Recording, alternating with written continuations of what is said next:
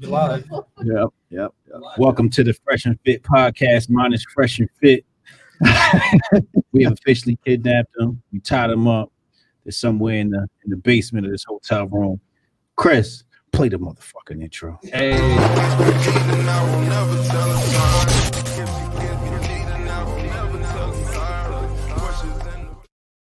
Yeah, we're back. It's your host, Hotep Jesus, and I'm here with the incomparable, none other than Rolo Tomasi. What's up, Rolo? What's up? How are you? Are you awake? I am barely awake. Yes. We have a beautiful young lady here with us tonight. Tell the people your name and where you from, love. Sarah. Sarah, I like that name. Yes.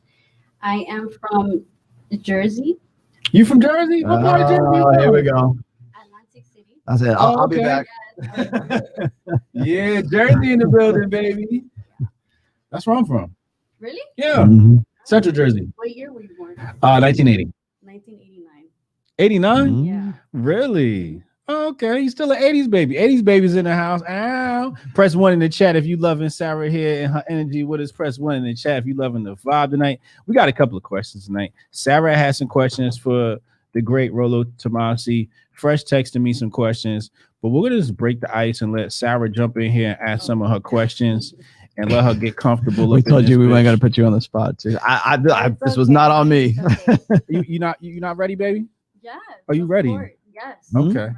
All right, so now in 10 seconds, chat, did y'all hit that one? Hit that one. Make sure y'all hit the like. How many likes we got, Chris? We had MLDs 109 right already now. in. Huh? 109. 109. Get them likes up. Sarah, what is the first question you have for Mr. Rolo Tomasi tonight? I wanted to ask him. Who the fuck you think you are? Let's just get that out the way. Just make sure you talk to the mic, Sarah. Miss Boss. Okay. I wanted to know. I like your pants, by the way. Those shoes were Thank nice, you. too. Yeah, though. those are really nice Yeah. pants. Thank yeah. you. They're really cute. Okay. Do men need sex in order to feel loved? In order to feel loved. Yeah. No. The reason I say that is because men can. Boy, I'm going to get the questions, aren't I, today?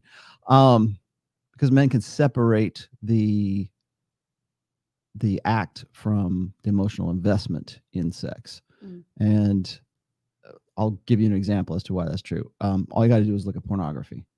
Guys, you want to know why pornography is free and ubiquitous and live streaming in 4K and it's available anywhere? Is because men can make that separation between sex and emotional investment, because men's mating strategy is based around hit it and quit it, unlimited access to unlimited sexuality, because that is the most pragmatic way for men to reproduce. For women, it's different, because women have what's called an investment cost, reproductive investment cost. So for a woman, she has to figure out if that guy's going to stick around, if he's going to be a protector, he's a provider, he's going to be parentally invested in that child. And so that's one of the reasons, at least in evolutionary psychology, that's one of the reasons why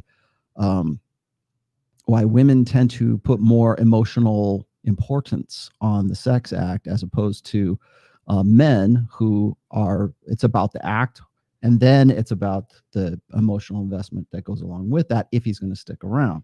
So it really comes back to innate mating strategies. So for women, of course, if you were to get pregnant by a guy and he turns out to not be the kind of guy that you actually thought he was, and he tricked you loosely speaking, tricked you into reproducing with him, and you thought, oh, this guy's alpha as hell, I want to get with him, he's going to be a great long-term investment. He turns out to be, to hit it, ejaculate and evacuate, right? Ejaculate and evacuate. That John from Modern Life Dating came up with that one. But that in our ancestral past, that could be a death sentence for a woman. So that's why there's more important. Like, I'm sure you've heard of the term female intuition. Yes. Right. So what that really amounts to is sort of like this understanding, this instinct of, is this guy really who he says he is? You're looking for the honest cues and of quality.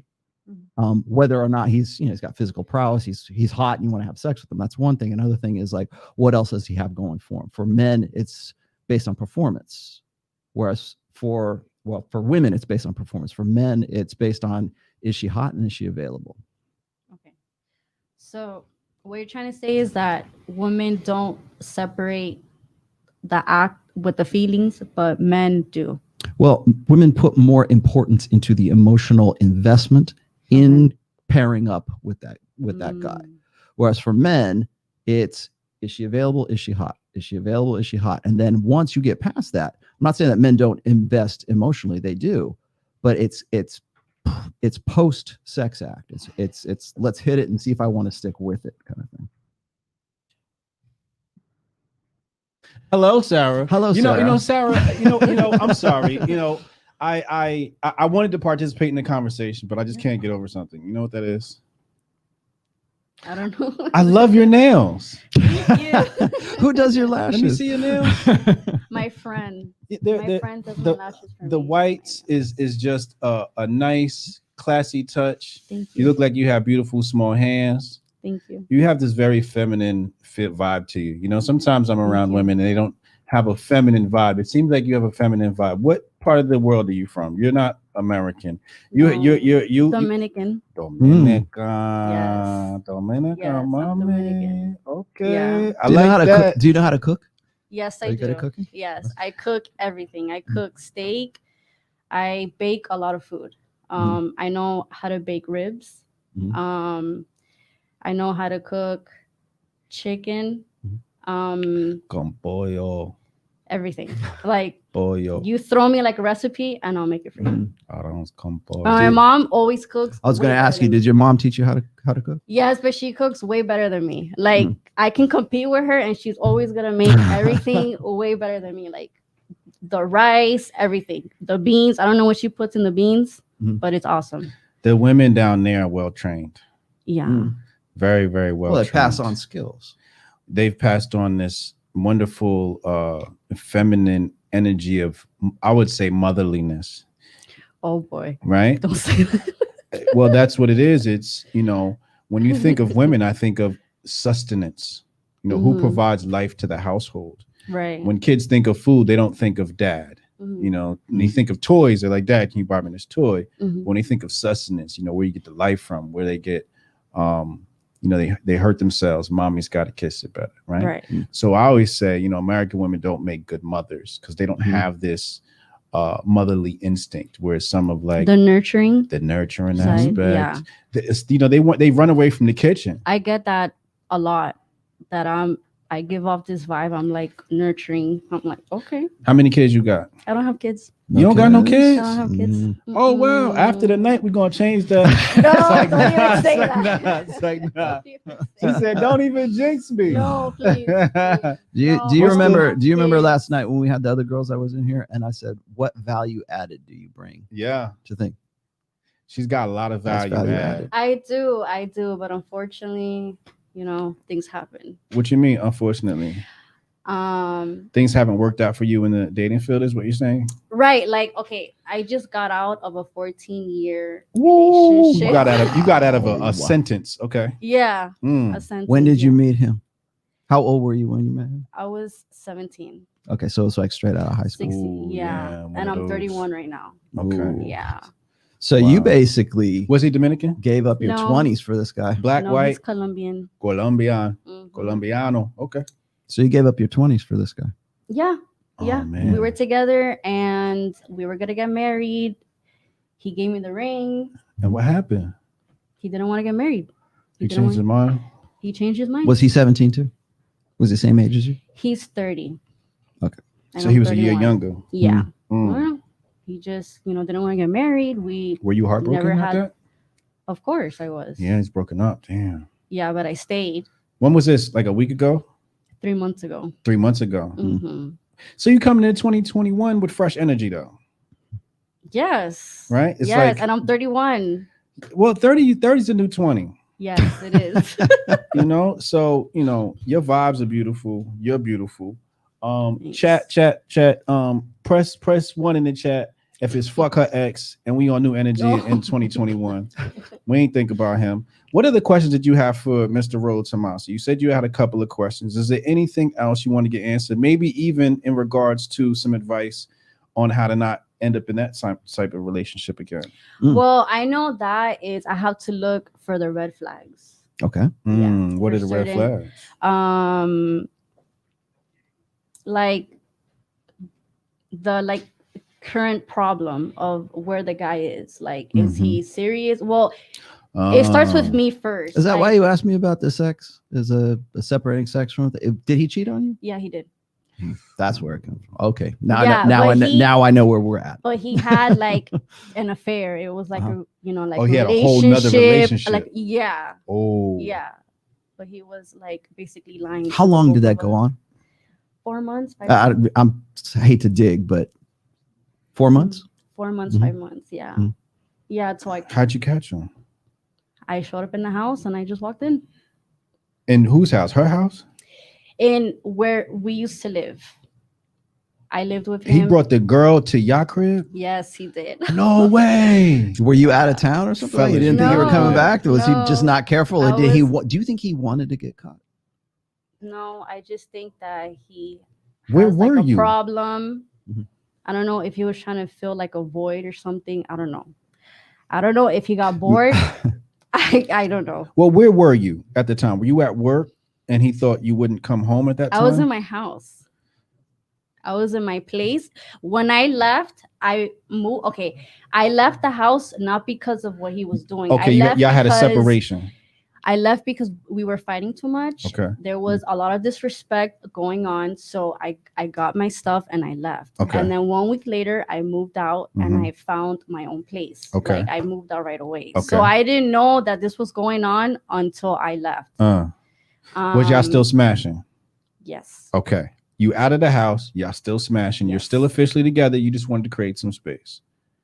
Right. Okay. To see if it was going to work out. Because now that I left the house, now that he sees that I can be on my own financially, I thought that he was going to respect me. Okay. So he came around, he left, comes around, leaves, and I'm like, okay, I don't, Did you know the bitch was there when you showed up at the house? No. So you but I'm not going to say my sources because I stay loyal to my sources. Okay. But I found evidence from somebody that he was associating with her. Okay. Do you know her? And he was like, yes. And she knows me. Were y'all friends? No. Okay. Just how do you know her? Is like y'all work together on a trip. Y'all was on a trip together? On a trip. It was like a group of us. Oh, and she was so she know you too. Yeah.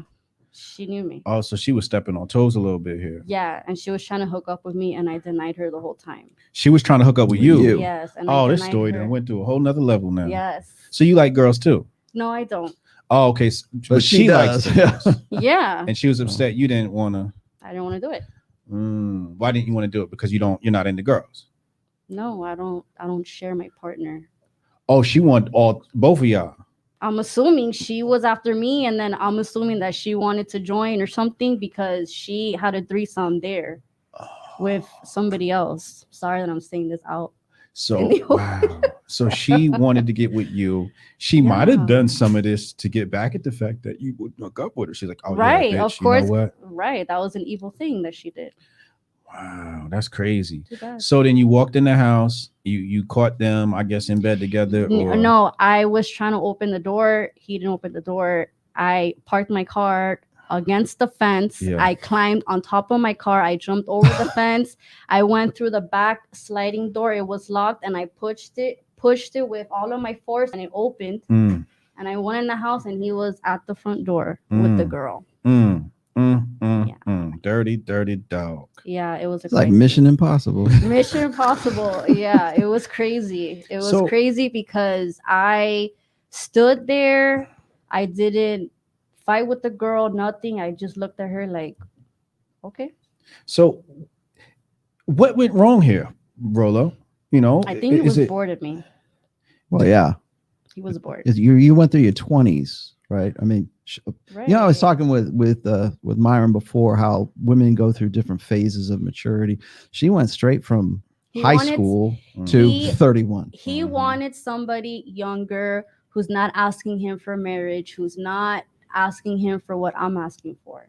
Do you think he was loyal to you in the 14 years that you was with him? No. I think that, you know, there was other girls that I don't know about. If Mhm. he were to do this to me, and if he's capable of, Did you cheat on him in that 14 years? No. So you were straight and he was like, I was like a ride or die chick for him. okay. Yeah. See, here's what I think is, and I'm only saying, this is not okay. So this is not trust a. me, I'm very open. I'm not making a judgment call here. I'm just No, going to go give you I'm an analyst. Okay, I'm going to Mhm. analyze your situation here. Me too. I'm an analyst too. So when you're 17 years old, Mhm. you're working with what, and you probably know this as a therapist, is Mhm. you're working with an adolescent social skill set. Right. Okay, so you're making decisions for your 31-year-old self, Mhm. but you're 17, and you're making decisions at 17 with your adolescent social skill set that are going to have an impact on you when you are 30, 31 years old. So wherever you're at right now. So in that time, in that 14 years time, the experiences that you, for better or worse, limited yourself from have contributed to where you're at right now. And the reason I say that is because most women go through a hoe phase, right? They go through the party years. They go from 18 to 28 years old, and I went through that phase early. Well, you didn't go through that phase at all because you were 17 when you decided that you were going to get with this guy and be a ride or die girl. I think she's saying because the girls get it in a little bit younger these days. Well, yeah, that too. But from I got it. So you're having in a how high old? school 14, years. 13? How old 14. were you? 14 years old. So the 3 years before you got with this guy and said, I'm going to be a ride or die girl, that's 3 years. And even still, you're still working with an adolescent social skill set. You carry that over through your 20s. Do you have, I presume, well, you did. You said you were on a trip and everything else. You had girlfriends. You have sisters? I have sisters one sister, and she's 34. And she's older than you? Yeah. Okay. And you have a lot of girlfriends? I have friends, not so many girlfriends, like a small circle of friends. Do you do like girls' night out with them? Do you go hang out with them? Do you do girl things? Once in a while. Mm-hmm. When I was with him, it was like barely. Mm-hmm. Like I was always about him. Well, now things are different, obviously. Things are different. Yeah. Okay. So I was always about him. So I don't know if that's sort of. Okay. You would fit the description of what I would call making up for missing out right now, and not necessarily just you, but him as well, because there's two people involved in this whole thing. So there's you and him, and so from the time you are, say, 18 years old to the time you're 30 years old, even just 28 years old, that 10-year span right there, there's a lot of maturity and there's a lot of things that happen that require you to either be single or they require you to at least have the opportunity and the ability to sort of experience those things that help you mature. Like you get your heart broken, there's a lot of things that happen between 18 and 28 years old for a woman. Mm-hmm. And so you've limited yourself from that. Like you were just with this one guy. You just told me you never got knocked it out with anybody else except for this guy. Mm-hmm. And maybe he was cheating on you as well, like you were saying. Mm-hmm. Who knows? I don't know logistically. I don't have him right here across from me. Right. But even if that's the case, he's still with you from the time he's 16 to the time that he's 30.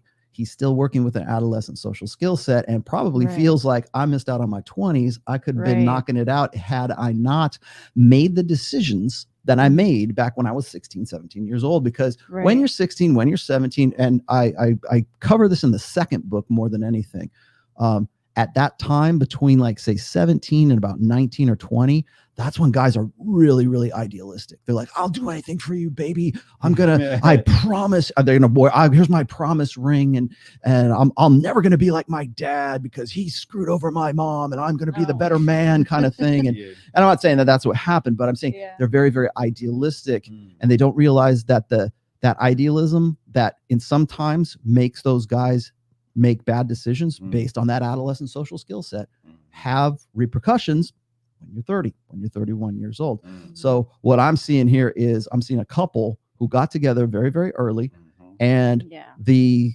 maturity and the experiences that they should have, or could, I'm not going to say could have had between 17, 18 and where you're at right now, they either didn't occur. The reason I asked you about your girlfriends is because what most women will do when they're in your situation, it's what I call making up for missing out. Okay. The reason I asked you about that and girls' night out and everything is because most women that are in your position will live vicariously through their girlfriends.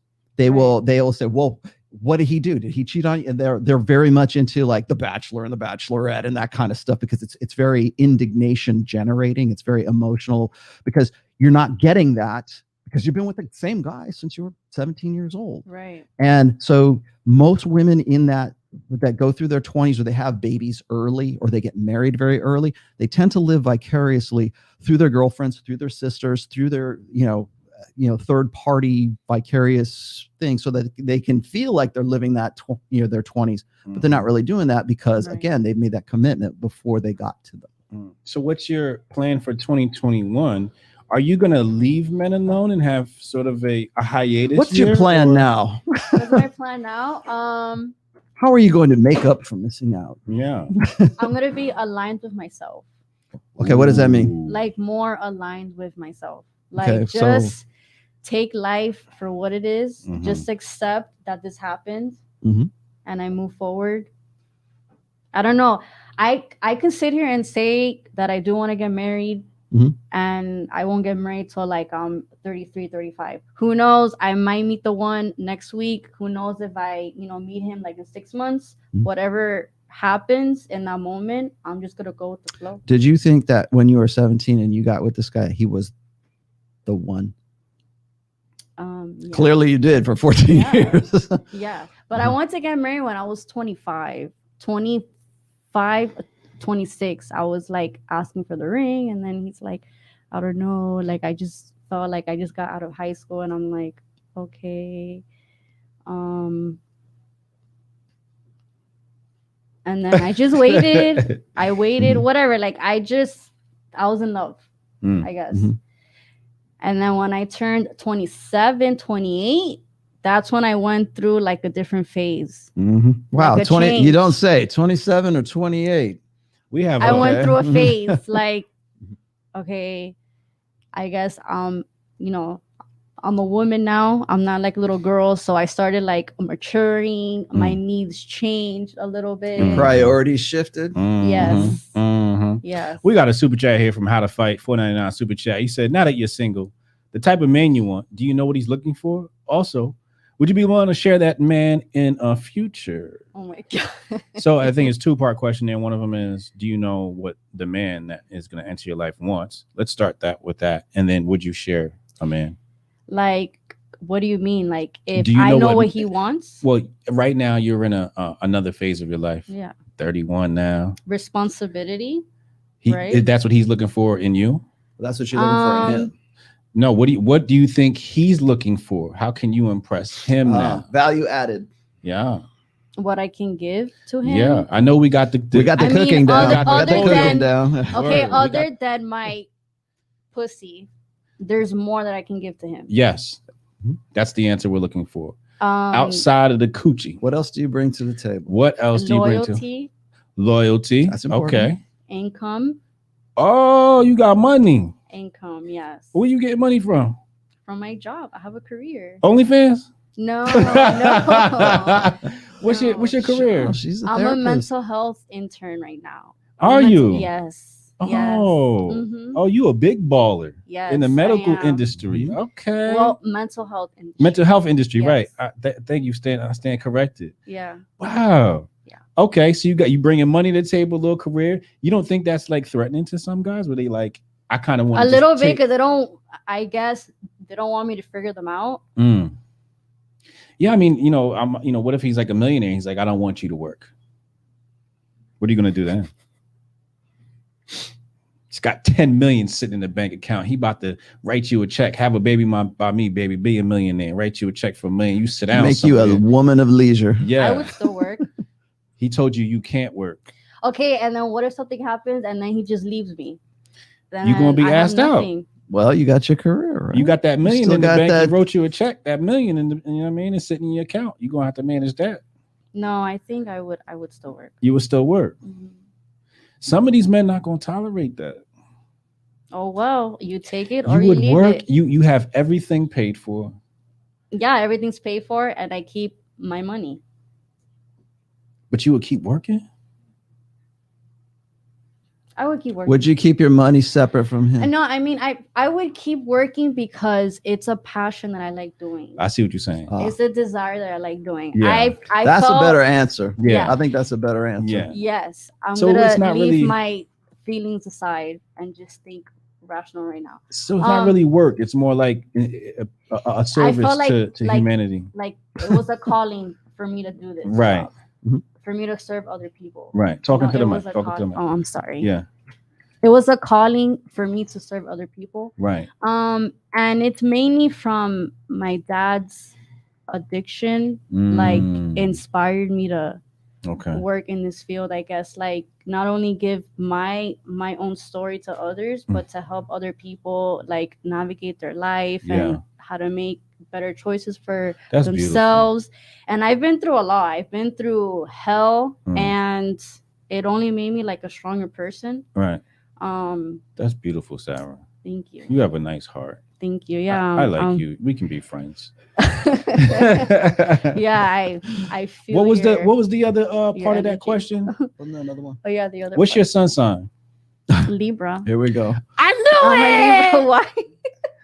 I'm a How do Libra you- too. Oh, nice. That's the vibes I'm picking up. But, I'm a yeah. Libra too. What day? October 8th. I'm the first. Nice. Nice. Look at me. Tell me what I am. Gemini. No. Virgo. No. Cancer.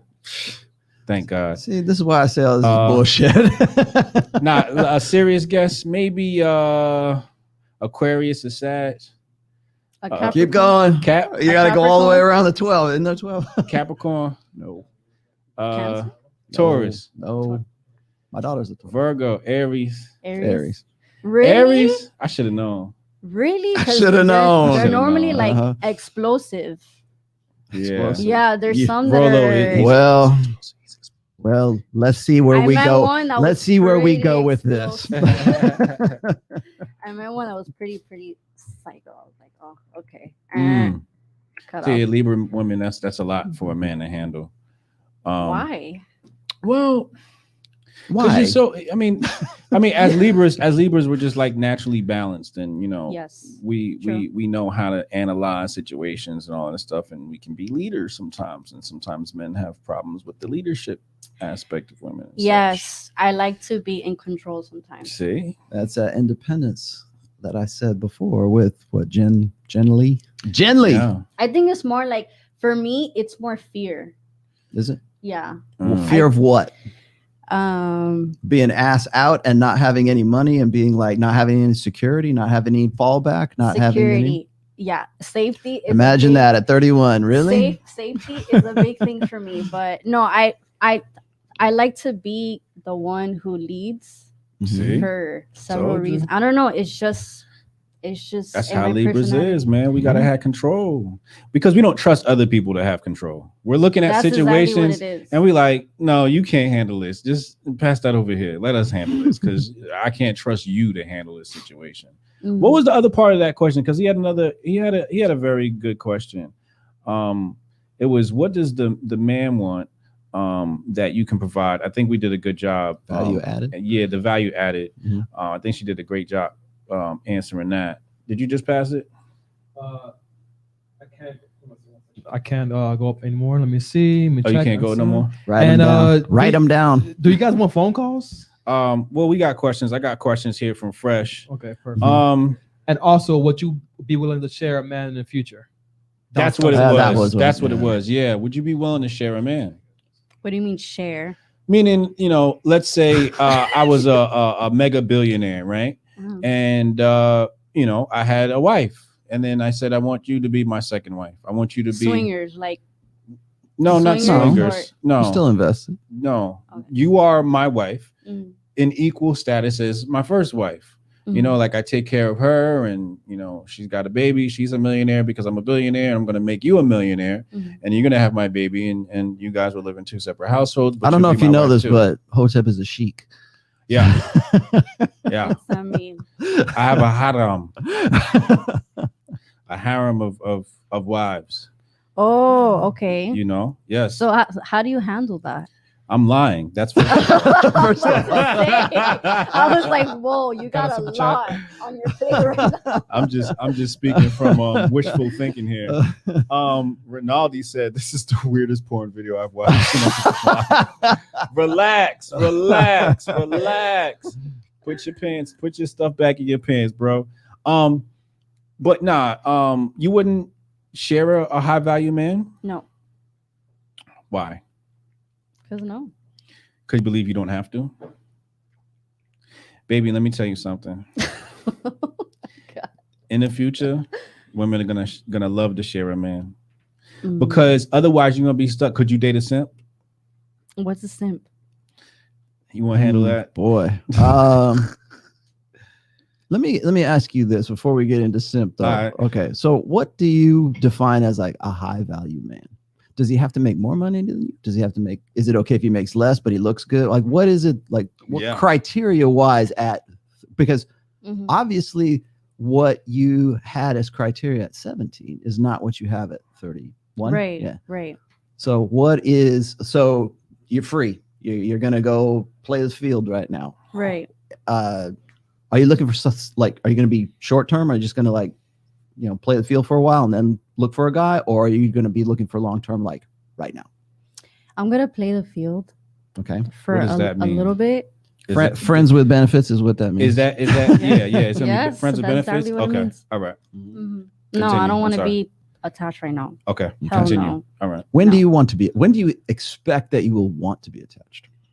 A Maybe- year? 2 years? Maybe like in a year. Mm. Mm-hmm. Okay. So let's advance 1 year.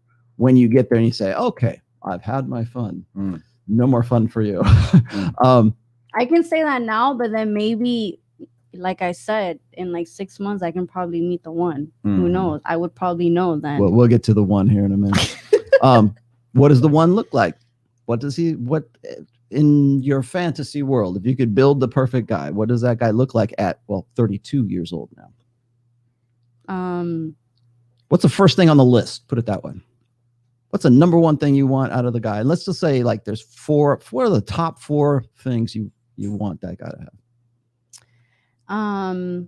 Money.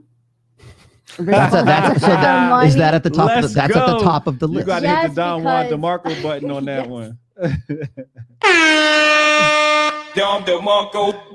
All right, we got money. Go next Yes, one. because if I have a baby, is he gonna take care of me for the first 6 months when I'm at home with So the baby? apparently, a baby has to have interested in parenting, Mhm. interested in being a I father. told you she was motherly. Yes. Yeah, Yes. she's motherly. She Would got you them put that as number instincts. 2 on the list? Like the father figure? Does he need to be open to having kids? Yeah. Would he that be? does. Would you say that's the Yes, he second does. most? Would that be the second most important thing below money? No. Okay, where would that be? Mm. Third, Respect. 5th. Okay. Respect. That's number 2. Yes. Money and then respect. Money and respect. All right. I love her priorities. We got some chat. You got some money. All right, now we're respect me. gonna get into respect, Myron. Respect. Number 2 or number 3? Fresh and Fit 199 says someone called looks. 911. Hotep and Rolo kidnapped us. Looks. Looks would be number 3. Yeah, Three. because he needs like sex appeal. What type If of looks you like? the sex appeal is not there, then Are you one of those Hispanic women who like a man with a belly? no, no. Okay, so you talk So- about the 6-pack. Let's talk about looks. How tall does he have to be? Taller than you, Taller than me. or can he be as tall as you? He needs to be taller than me. Taller than you. Like maybe 5'10". 5'10". Yeah. All right, so we got a 5'10" man. 5'10". Dark skin, light skin, I white. like dark skin. You like dark skin men. All right. Dark skin. We're building. We're gonna button. build. We Hit the can button. build him. Hit the button, please. Hit the button, please. Because right now she's describing me. I just need you to hit that. Hit the Don Juan DeMarco button. Oh, wait a minute. There it is. Dark skin niggas, we making a comeback. All right, what else we got? So he's got to be 5'10". 5'10". Mhm. Dark skin. What's his body fat got to look like? Dad bod, or does he have to be athletic and good shape? Slim. Slim. Slim. Okay. Uh-huh. Not like crazy, like rib. Slim. Slim. Mhm. She like the slim fit guys. Mhm. Okay. I don't like the big guys. I like the slim guys. All right, we have You win. 603 watching right now and a few super chats. You want us to get to the super chats? Yes, Wait, I need to sir. get Somebody said, number 4. What comes after looks? Okay, so I feel like I know this. money, You have money, respect, looks. looks, Got one more. security. Security. What do you mean by security? Like he has to have a gun on him? No, like, is he gonna stick around? Oh, okay. Loyalty. Longevity. Loyalty. Yes. Loyalty. That comes with the security, but Right. they're both different. You gain security from his loyalty. Right. Right. But Instead of insecurity. At that moment, because I don't know what would happen. Protection. Protection, yes. Guns. I was going to say provisioning, but we kind of covered that in money already. So. Yeah, that was definitely number one. Wow. Gee, every last one of these is what I say women are interested in when they get to their epiphany phase. Really? Imagine Okay. that. Imagine that. So what does that stage mean that you're going through? We'll a get to that. shit? We need to get to Let's do the Okay. super Yeah, we chats. got 5 super chats and special guests in the house. Hit the put them up on the screen. Yep, right here. We got Aiden, $2. Mhm. She should meet Andrew Tate. Haha. That ain't going to happen. Catherine God, $5. Question for the women. Do you think your old school tradition ideals will be a thing in the coming years?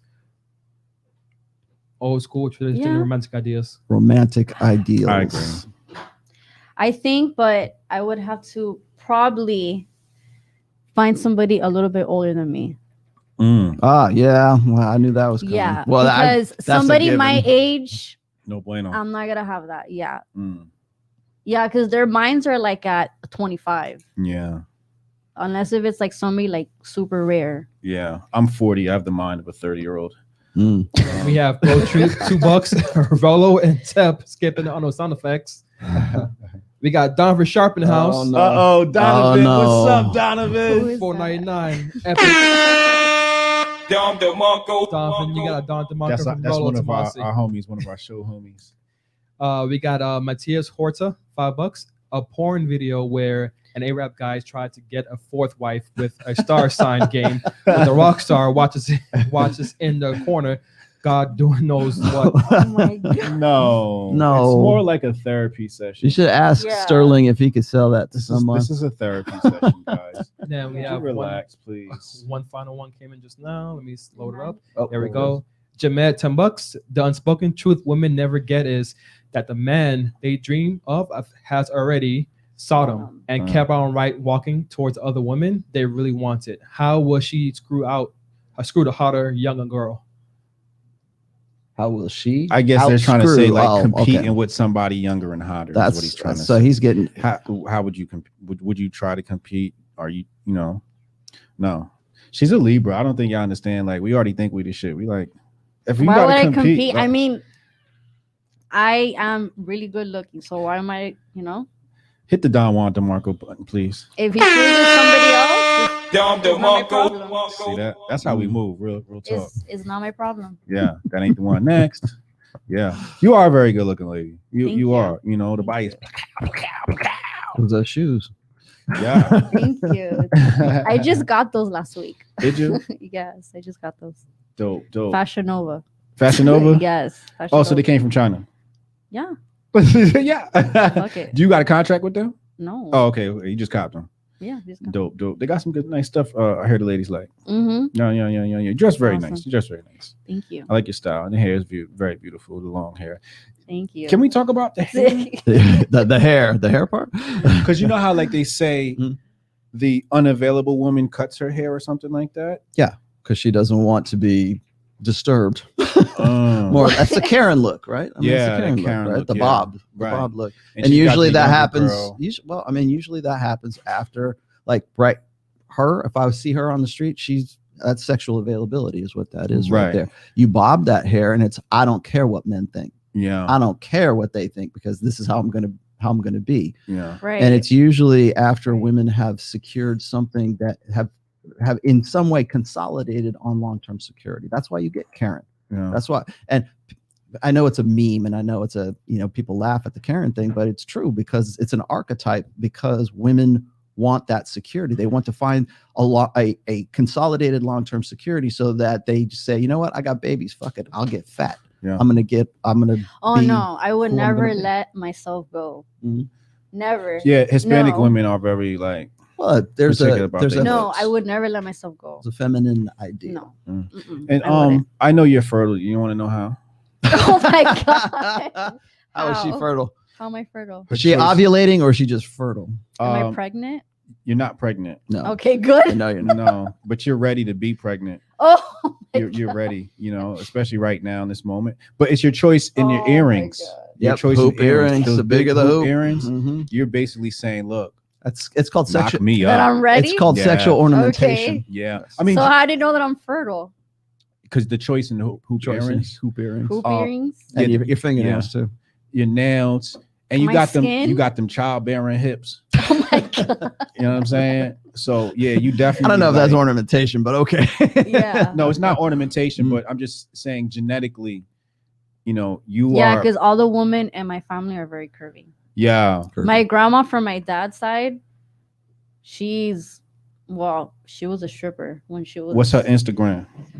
Your grandmother. I don't really talk to my grandmother. She She, on was OnlyFans? never like involved in like our lives, Okay. but I've seen pictures of her. Fine. I look exactly like her, but she has like a way bigger ass than me. Yeah. And Sarah has a beautiful ass. Let me just add. So I know grandma's holding on to something real good.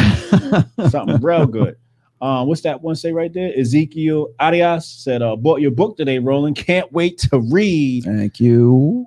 Another Please sale out the do. window. Yeah, We I another can't one? wait to read your book. I'm definitely gonna. Which read your one? I book. got 4. Right. The black one. Read the first. Well, you can read religion. Religion is the one that's the newest. That's the newest, The newest one? Yeah. No, I was going to talk about the epiphany phase, which is where That's like the you're, shift, right? you're kind of on the tail end of that right now. Okay. And the reason is probably kind of unknown to you is because you went from 17 all the way to 31. You never really went through. I mean, you did, but you probably didn't realize you were. So what happens is the reason I went down and did this list here, which Right. by the way, money, respect, all this other stuff is exactly what I would expect from somebody who's in a woman who's in the epiphany phase. Okay. Because what happens is what your priorities that we just did right here. Mhm. If I went back to you when you were 17 years old, you would have a completely different list of Differentness. priorities. Yeah, it would just be Mhm. just sex. So, and that's what That's all it would be. Thank you. That's exactly what That's I all- say yeah. in book number 2, which is preventive medicine. It's Right. it's you're right on schedule. Anybody who's read my work is go, oh, she's right on schedule. But what happens is you get to a point where you'll be like about 28 years old, maybe 29 years old. But between the ages of 29 and 31 is what I call the epiphany phase, and that's when women go, okay, I had all my fun. When I was 23, I was hot. I was the shit when I was 23. But now I realize that I need some, let's look, respect, money. Well, look, and as I've always said, looks is still always going to be on the list. It just, in this case, is on 3 instead of 1, Yeah. which is where I would expect it to be Right. right around 17, 18, 20, 22, that. Mhm. And then now we've got security. Imagine that. And then you're looking for an older guy, which tracks with pretty much everything. I mean, I would benefit from an older man, but I still want Benefit somebody my how? age. When you say benefit, how would you like to benefit from an older man? The wisdom. Yeah. Okay. The Teach you. maturity, Mm-hmm. the money. Money. But Money's- then money, again- money is very important here. Oh my Yeah. God. What did you say? Huh? No, but I'm saying if I find somebody my age, it'll Okay. be better, like I guess with the stamina. Mm. Because I feel like In somebody, bed. yes, because I feel like somebody that's like 45. I Yeah. feel like I don't want to offend anybody. Like their hormones are like about to drop to the floor. Yeah. Not as much as you think. Okay, well, I haven't slept. with You know what anybody helps with older that? than- Hot, young, fertile women. That's what helps with that. Oh my yeah. God. Let's ask Sterling Cooper about that. Surround yourself with beautiful women, and your testosterone will go higher. Yeah. Let me read this Really? right quick. You know 'cause what this the is pretty problem good. is with men? Uh-huh. They jerk off too much. Yes. Yeah. You want to read that, or I'll read that? Go ahead. Okay. It says Red Pill Mike says, if you were married to a man that gave you kids and all the emotional and financial security you wanted, would you turn a blind eye if his money was made illegally and you found out late into the marriage? Suddenly you marry the perfect guy and it turns out he's a Colombian drug lord. Fuck it. Oh shit! Fuck it. As Hit the far as button. I'll money, just- Hit the button. respect, I will looks, security. I will run the business. Fuck it. Hit the button, yo. Hit the button. Hit the button. It's like an episode of this is like an episode of Ozark. Because of the loyalty. That's why. The loyalty. Some more super chats. What am I saying? I have the It says, Thriver. I have Thriver. You can read. What do you think of men simping for a woman? What does the acronym simp stand for again? Fresh. Guys are kiss asses. Guys who are beta males who like What, want no, to do what's name anything said it for- earlier. Myron Right. said it earlier. Something. Pay pigs. Chat, y'all know it. Y'all watch this show a lot. What's Myron's acronym for simp? Somebody type it in the chat. and Someone knows that. Fed word does that 2092 mean, sipping? 499. Knew the money was coming. You'll LOL. do it. It's a like, term for like, well, what we would call beta male, a guy who is just sort of like Does There. whatever you want. whatever you want. Never Kisses, really gives pushback. clingy. Beta. You know, he never really wants to. Sucker who idolizes mediocre pussy. Yes, there you go. I love that. That's not the definition I would use, but I love that acronym. Idolizing mediocre pussy. I look at it as like, like how would you feel about a guy that's just like, The fact Okay, that she doesn't babe. even know what a Anything simp you is want, should babe. tell you something. no, Yeah. no. I like somebody it's gonna stand up and say, that could like bump heads with me a little bit. Yeah. You know, like say no. I don't want it to be boring. Like, no, like I want someone to like challenge me Be like, a little bit. no, Yeah, no. have a seat, motherfucker. Yes. Yeah, I'll That's be right back. Mhm. Colombian drug lord. I don't want to hear this shit, y'all. Yeah, I get that. I think, would you say a lot of women, is that what they want? I can't speak for that. Okay. I don't know. Because there's some women out there that are like very passive and very Mhm. like easygoing. Right, and right, then right. there's some that are like me, Right. that they like to control things or like take the lead or say no. So that's why I said you might end up in a situation where you have to share a man, because it ain't a whole lot of dudes like us, right? Who are gonna No, but be, I feel like you're just opening doors. what do you like mean? that. Who's opening Like, doors? I don't know. For You me, I think that if you allow the man to sleep with somebody else with you, Mhm. I think that he might lose the value All right, let me in tell the you something. relationship, or he might, I don't know, lose the respect for you. If you guys fight or something, he's like, oh, let me just So he has let me put options. You on- want him to be optionless. let me put you on to something. I got a saying for it, but let him go first. yeah. Let me put you on something. Mm-hmm. The reason why I believe your last relationship didn't work out is because he got bored, right? Of course he got bored. Yeah. The other thing is, I always say you need to spend time away from your significant other. Mm. Right. Right. You need time apart in order to miss them. Right. Right. So what I believe is that when a man has wife one and wife two, while he's with wife one, it gives him the opportunity to miss wife two. And the relationship would actually be healthier if he had two wives as opposed to one, because we get tired of the same pussy all the time. But if I'm going into, this, wife number two pussy, I'm just like, oh yes, I missed this pussy. After I get tired of this, I get to come back to this one and I'm hitting it like when we was 20, Mhm. as opposed to that old stroke that's like tired of 13 years. It's Mhm. renewing to the relationship. Okay. Nope. I fuck with it. I get you. She know what she want. Well, No. I like so and For that, you watch porn. well, you just said to me that you were going to take a year to play the field. Am I wrong? You're Well, going yes. to shop Okay, around. but We're going to have for friends that, with you watch benefits porn, for 1 or year. we Wait, do like what's- a role play. Watch porn for what? I don't know, to get stimulated, or like we do like a role play. I don't know, like Ooh, role play. we do role play. Maybe, yeah. Oh shit. She does a role play. Okay, I like So do that. I. Dungeons and Dragons. Yeah, that's how you spice it up. Yes. What are you gonna dress up like, a cop? Or like, I don't know, like a lingerie or something. Like, Okay. I guess the surprise. Yeah. Oh, you do the surprise joint. Yeah. Oh shit. Yeah, I like that. That's dope. A lot of women don't understand that, right? A lot of women don't. surprise- That's actually a good point. Or like you send like a nude picture and then you start like, like a conversation. Most women don't know how to be Oh. sexy. Yes. Most women do not know how to be sexy because there is no incentive now for women to learn to be sexy. Right. There's But no incentive for women to learn how to do seduction, because today seduction used to be something that was a real big It's deal a big art. prior to the sexual revolution, right? You had Mata Hari, right? You had spies who would seduce people so they get information and stuff Yeah. like that. And you had there was like an art, like the art of seduction, right? That was an art. Yeah. But women today do not have to do that, because all they got to do is show up naked with beer, and that's about it. Yeah. That's the extent of here's what I have to do kind of thing to get this guy interested. I feel like Because there's no motivation, there's no dread. Right. True, but we know when there's something off. Off. Oh. Wait. What do you Yeah, mean? like Such us as? females Mhm. know when there's something off. So Like if like I know that there's something off, I would try to spice it up, like just to Oh. catch him off guard. Oh, to okay. just So you keep think like him- if it's too routine or he's losing interest, is that what you're saying? Right. So I would like change it up or catch him off guard to keep him like coming keep to his me. attention. Yeah. Yeah.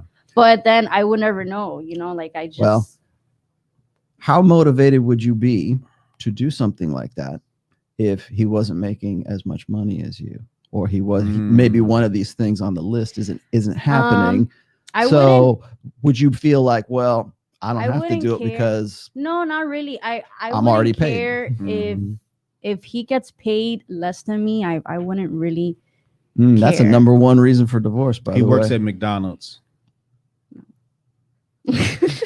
he's a Nope. sandwich artist at Subway, Amazon Prime delivery guy. barista. No, because I feel. But like he's hot. He's gonna got a cheat six-pack. all the time. Who? The Amazon Prime driver guy? Why? Because he's out in the street all day. Oh, so you need a man that's locked up in a in Not an like office? locked up, but I know that where he's at. Uh-huh. So I you need know. to keep He's tabs. always on him. running into women because he's Well, if he's gonna keep tabs on me, then Let's talk about keeping tabs. oh my But god. before Okay, that, go though, ahead. I have a few super chats before Okay. it goes away. Yeah, let's do All that. right. All right, go. so I missed one earlier. Jim Ed, $10. The unspoken truth about women never get is that the man they dream of has already saw them. Oh, that's actually the one I read already, right? Correct? Oh, okay. Yes. Yep. Perfect. And one from Don for Sharp, $4.99. Hotep is gonna smash abroad. Oh my god. Who is that? He's a boy. JR $4.99. Rolo, a lot of nobodies, like the clout chasers in the manosphere, are trying to target your big names such as yourself to come up. What do you think about that? Yeah, they do. Yeah. All that is a compliment to me. What was it? I think it was you who told me there's no such thing as haters. There's only future client or future fans and endorsers. Yeah. I got say free it's, advertising. I say it's fans who don't know how to share their love. Facts. Well, to those people, there's nobody that can do what I do. Yeah. And I'm not saying that to gloss myself. I'm just nobody is doing what I do. Right. They'll read my book. They'll follow. They're fast followers. They're not innovators. They're Right. not thinkers. Yeah. They're not idea people. Mm. I mean, have fun with reading my book in your Honda Civic in the middle of that rainy parking lot when you're doing your videos. But But I feel You're not like writing a book. lots of reasons why certain traits that we look for in men. I think it has a lot to do with like our fathers. I think so. we talked about that Yeah. just yesterday. For That's me, true. Yeah. for me, Give us an example. Are your parents still together? no. No. No. You said your dad had an addiction. Yeah. You don't have to go into No, it no, if you don't no. want to. But like he wasn't like stable. Like Financially. he was, but I'm saying like with his words, he wasn't like Was he aggressive? Was he angry? Was he abusive? when he drank, he would get aggressive, but Okay, so not he like was- he was an angry physically. drunk, Yeah, like verbally Yeah. aggressive. That's interesting how alcohol affects people. Yeah. does, it's so because bad. There's That's- angry drunks, there's happy drunks, there's sleepy drunks. That's Yeah. where like safety comes in because Right. I was not safe. So when he gets like that, Mhm. I would always like run upstairs to my room. Mhm. So I have that like fight or flight mode all the time because of that. Mm. But when it comes to like me being, you know, intimate with a man, like I guess that safety is like a thing for me. Yeah. Because I guess that he like left my mom, cheated on my mom left and right, and then she stayed with him, and then she just got fed up and she left. He left. Mm. So And you said you had a sister?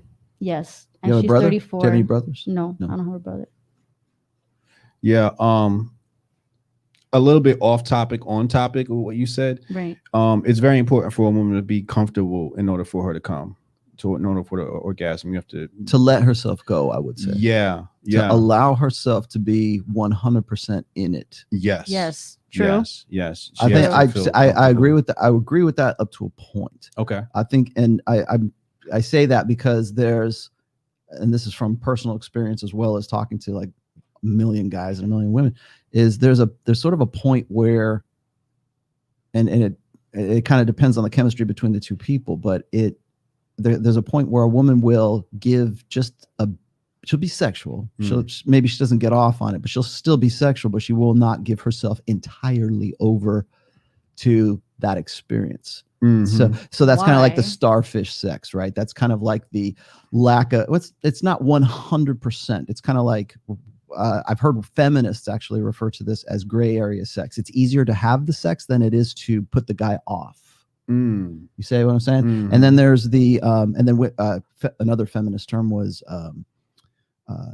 enthusiastic consent, right? That's what they want to make, sex. It's rape if it's not enthusiastic. If you're not like 100 tearing the guy's clothes off and like, give it to me now kind of thing. Mhm. That's that point at which, and maybe comfort is a part of that. But I think sexual urgency, sexual tension, polarity definitely between the two, and there has to be at least some amount of uncertainty that goes along with that as well, because that's what makes it hot. That's what makes it good, which is I think a lot of people, and I'm not saying that comfort isn't a factor, it is, but I think that we sort of use that as, well, if I make her comfortable, as comfortable here, I'll put you on a couch and I'll give you a drink and you just relax in the hot tub and then she'll want to have sex with when me. I say comfortable, I mean her safety. Yes. That's what I'm talking about. Mhm. Her safety. Like you're not gonna Appreciation. Yes. You're not gonna be some fucking weird ass creep and shit and do something that she doesn't want, or you'll stop. But I feel like the guy needs to know how your body works. Okay. So you're looking for a guy who already knows how a woman's body works. Well, So he's gotta could be psychic. teach So him. therefore, he must have to have other women on the side in order for him to have the experience of knowing No, how 'cause your body works. I can teach him Verbally, or do you like use like push his head and say in okay, the this way? act, Right. You kind of guide him. guide him. Would you rather teach him, or would you rather he already know what he's doing when he gets there? I guess when we get there, we would figure it out. Yeah, I mean everybody's different. Well, right? you've We would by figure it your out. own admission, you've only had sex with one guy in your life for the last 14 years. No, it's not what she I said. had No? other partners Oh, you did? prior to him. Yeah. Well, okay. But since then, Right. from 17 on to 31. Yeah. right? I So had in your I had a adult few. life. no, I had a few before him. Right. What age were you when you had them? 14, 15, 16? 14. So, okay. So in your adult life, you've only ever been with the guy that you just broke up with. After him, one person. One person after him. Yeah. Okay. So your adult sexual experience from a time, let's just say from 18 when you were an adult to 31 is limited to 2 partners. Yeah. Am I correct? Mm. Okay. I'm not asking you if you cheated on them. No, I'm no, just no, saying. no, no, no, I didn't, Okay. I didn't. So there's an experience that's, part of that, because right now, and nothing against you, you're figuring this out right now Right. at 31 years old. And again, as I was saying, between 18 and 28, Well, 30, there's a lot. I know that what I takes want. place. I know what I want. Mhm. I'm just not gonna come off like that right now. Mhm. To the guy. We've seen what you want here. Yes. Come off like money. what? Come off like what? Like what? Like I know what I want. okay. Mhm. I want somebody serious right now. Right. I wouldn't mind. You mean in a year? Yeah, maybe earlier. Okay. Okay. But I you- wouldn't mind. Like I would get into another relationship now. Okay. I wouldn't mind, but I If the feel right like, guy happened, right? I feel like emotionally I'm not present. Right now. Mhm. Yeah. You're not emotionally available. Right. But physically, yes. Okay. But emotionally, I'm not there yet. I got you. And then I guess if I go on a date now or something, like I'm not gonna say that because I don't want the guy to feel like pressured. Yeah. So I want to give off You want it to the be least organic. pressure as possible. Mhm. So he could feel like, okay, there's no pressure. Like, let me see who she is, what she's Yeah. about. So I know how to swerve through the game too. Yeah. Guys hate pressure. Of course. Yeah. Yeah. So I'm not gonna come at you with like a checklist. Right. Even though that I Ding, have a ding, ding, ding. checklist like under the carpet, Right. but Let me see what you got, homie. exactly. Yeah. And then we'll take it from there. Mm-hmm. Yeah. Perfect. Sorry. We got 5 super chats if you want to read it. Oh, go ahead. Renaldi, 499. Rolo about to shoot her with that foam cannon. Oh my God. 1 second. Spread on a little We're bit. not in Cancun. BUG, $10. Guys find women that need constant control a turnoff long term. There needs to be a polarity in relationship. You might end up with a pushover if you wait too long and ultimately end up unhappy. He's not wrong. Bro, truth, $2. By year 3, all of the surprises are old hat. #delusion. Marissa 2.0, 499. How come money is so important if you are well off with your own money? Is it so you can still look up to him or just a benefit from his money? That's a good one. Not a benefit at all. Mm-hmm. No. So why would he have to have money then? Can he not be a sandwich artist? No, because it goes back to if I have kids with him, like, is he going to support me while I'm at home the first year with the baby? Because that first year with the baby, that bond is crucial. Like, is he going to take care of me? You think he would quit your job? Is he going to... If you have babies? If he said, you know what? You can quit your job. Would you? For the first year, yeah. For the sake of the attachment with the baby. Because I feel like if mothers were to have that bond with the baby the first year, people would be different. Yes. With their thoughts, hit the Don Juan feelings. DeMarco button. Yes. Don DeMarco. She's absolutely right. Talk your shit. Especially males. Actually, I think it's a lot longer than that, but okay. Especially But that's males. still- yeah. Males. With that mother and son. Yeah. You don't think daughters need? Daughters, yeah. Yeah, but daughters are more with the father. Like, well, yes, but males You think so? is more crucial. Boys, I believe. I have one daughter, so I don't know the difference between boys. I think boys Oh, need you it don't? more. Boys need more Boys need it more. affection. The world treats us completely different. I'm a woman. I mean, everybody's opening the door for it and everything. Boys, Yeah, but it's They have men are different like expectations for boys. pressured. Boys have to perform. yeah. Yeah, You and don't want a then- pussy. You want a boy that's gonna Right. So what eventually happens fight when back. a girl falls? What happens when the girl falls? She cries. Mm-hmm. They come after like, oh, little darling. you'll be Statistically, fine." that's true Right. too. Because if you go to like OBJ or like NICU units or whatever in hospitals and stuff, they tell the NICU nurses pick up the babies, touch the babies, give them affection. Keno is very, very important. Yes. And they tend to pick up girl babies more often than they do boy babies. And then with the boys, it's like, get up and stop crying. Yeah. And it's like, so he doesn't know. He is going to learn not to regulate his own feelings. And then that's where the rage and that's where the anger comes. The impulsivity comes. Too much is too much, though. Yeah. There's more super chats. Yes, we got some more. 1 second. Let me flip up a little bit. They said, Shan Mack said, There we go. Rolo and Hotep have an amazing chemistry. See, You guys most definitely We need gotta to move do more collabs. we got to move to Miami. There it is. Fuck Yeah. it. Red Pill Mike, $5. Our women who say I can teach them eventually realize it dries up the works when they have to. Wait, what? Basically, our women who say I can teach him eventually realize it dries up the works when they have to. In reference in sex, how women showing her. I get what body. Red Pill Mike is saying, but what she's saying is more in the moment.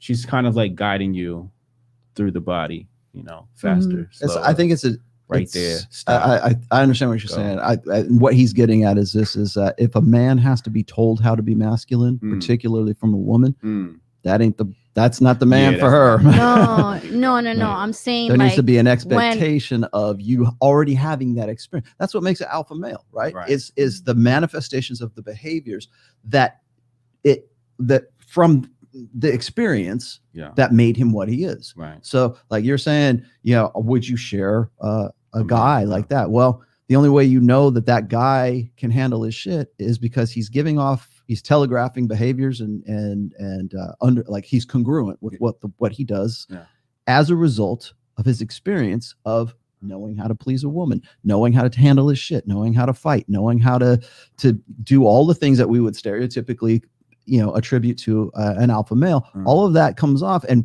the other thing is that women see that instinctively. Yeah. They can't even put their finger on it. They don't know why it is that dude is hot and this guy's kind of like, he's one's a creep and one's not a creep. Right. But it's an instinctual understanding that the guy who behaves this way is this way because women have rewarded him with all kinds of reinforcement that made him that way. Yeah. And so that's what I was saying is like anytime a man has to go, let's go and read The Rational Male and we'll learn how to be a man. Hey, baby, I just read this book and now I'm a man. And now it's observing a process changes the process. It's the observer effect. It's the same thing. Any guy that has to learn how to be a man, if you have, that's why I tell guys, don't tell women that you're trying to get with that you're red pill or that you read my book or they watch your shows or whatever, anything like that, because you're exposing the game. Women want to play the game. They don't want to be told that they are playing a game. And that's really what that question goes back to. I like that. Really all right, we got some more. Lex $75. She don't know what she wants until she see it. I'm the rest. And we have, let's see, I think we have two more left. 1 second. TJ. A little off topic, $10. A little off topic, Rolo. What's your thought on former PUAs like Matt Cross that credit you for becoming RP while admitting they had blue pill tendencies? Matt Cross is a grifter. I'm just gonna say it right now. Don Juan DeMarco. Well, with that being said, I feel like for me, the chemistry needs to be there in order for me to have an orgasm. Like if it's not there, then it's gonna be like off. And how does that let's define the chemistry. Like what is it about the guy that what constitutes chemistry with the guy for you? Urgency. That is a really you're hot for him. You can't stop thinking about him. Is it a vibe? Yes. It's like you can't even put into words. It's just like it's funny how we turn it into magic, isn't it? It's funny how we go, it's just I don't know. The clouds parted and the sunshine came down, and I was hot for him. There's a lot that goes into contributing what makes you hot for that guy. So that's why I'm asking, like, what's the vibe? What is it that it constitutes chemistry? We come up with words for it. We know it when we see it, and we know it when we feel it, but we never because we enjoy the magic, right? We enjoy being hell, man. It's great, when you meet that chick and she's got her eyes are all dilated and her cheeks are flushed and she's just like, give me some of that. Yeah. And I don't think a lot of guys really experience that. And even when they do, they're not going to go, well, when she was hot for me, her eyes dilated, and and look, let's write all of this down. You're not doing that. You're experiencing. You're in the moment. But I'm just saying, like, when you have chemistry, when you have a vibe, what does that constitute? What makes that? The eye contact. Eye contact. Okay, straight up. Did you know that eye contact is central to the human attack posture? Like when you are doing the stare down, like what was it Conor McGregor when he was doing the stare down? He's like, yeah. You're gonna start throwing down if somebody starts looking at you in the eye. That's one of the reasons why a lot of guys have really a tough time with eye contact. Why? Because it's confrontational. Human beings tend to shy away from confrontation. They would rather avoid it and survive than hold it, even if it's a beat long.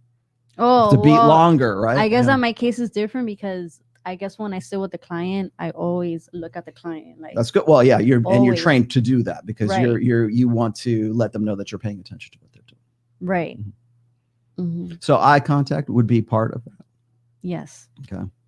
What else? What else Um, makes chemistry? What makes vibe? See, here's the thing. If me and her are chilling, Okay.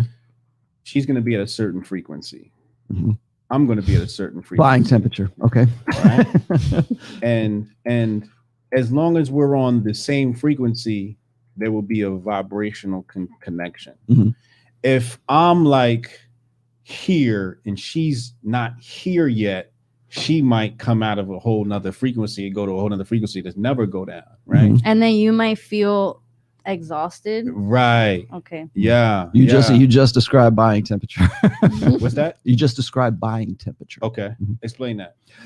It's actually a sales term. It's not even PUAs used to use this all the time, but it was levels of interest, I guess, is a better way to explain it. Okay. So if you are at you're at 90% interest and she's at 50% interest, you have to find ways to get her from 50% up to your level of interest, which is 90%. But I don't look at it like interest. And I'm not trying to make that a mathematical Because equation. I'm just saying that's the idea. I don't think it's a matter of interest. Mhm.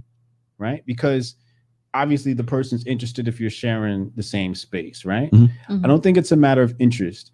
It's very much a matter of timing, Timing, yes.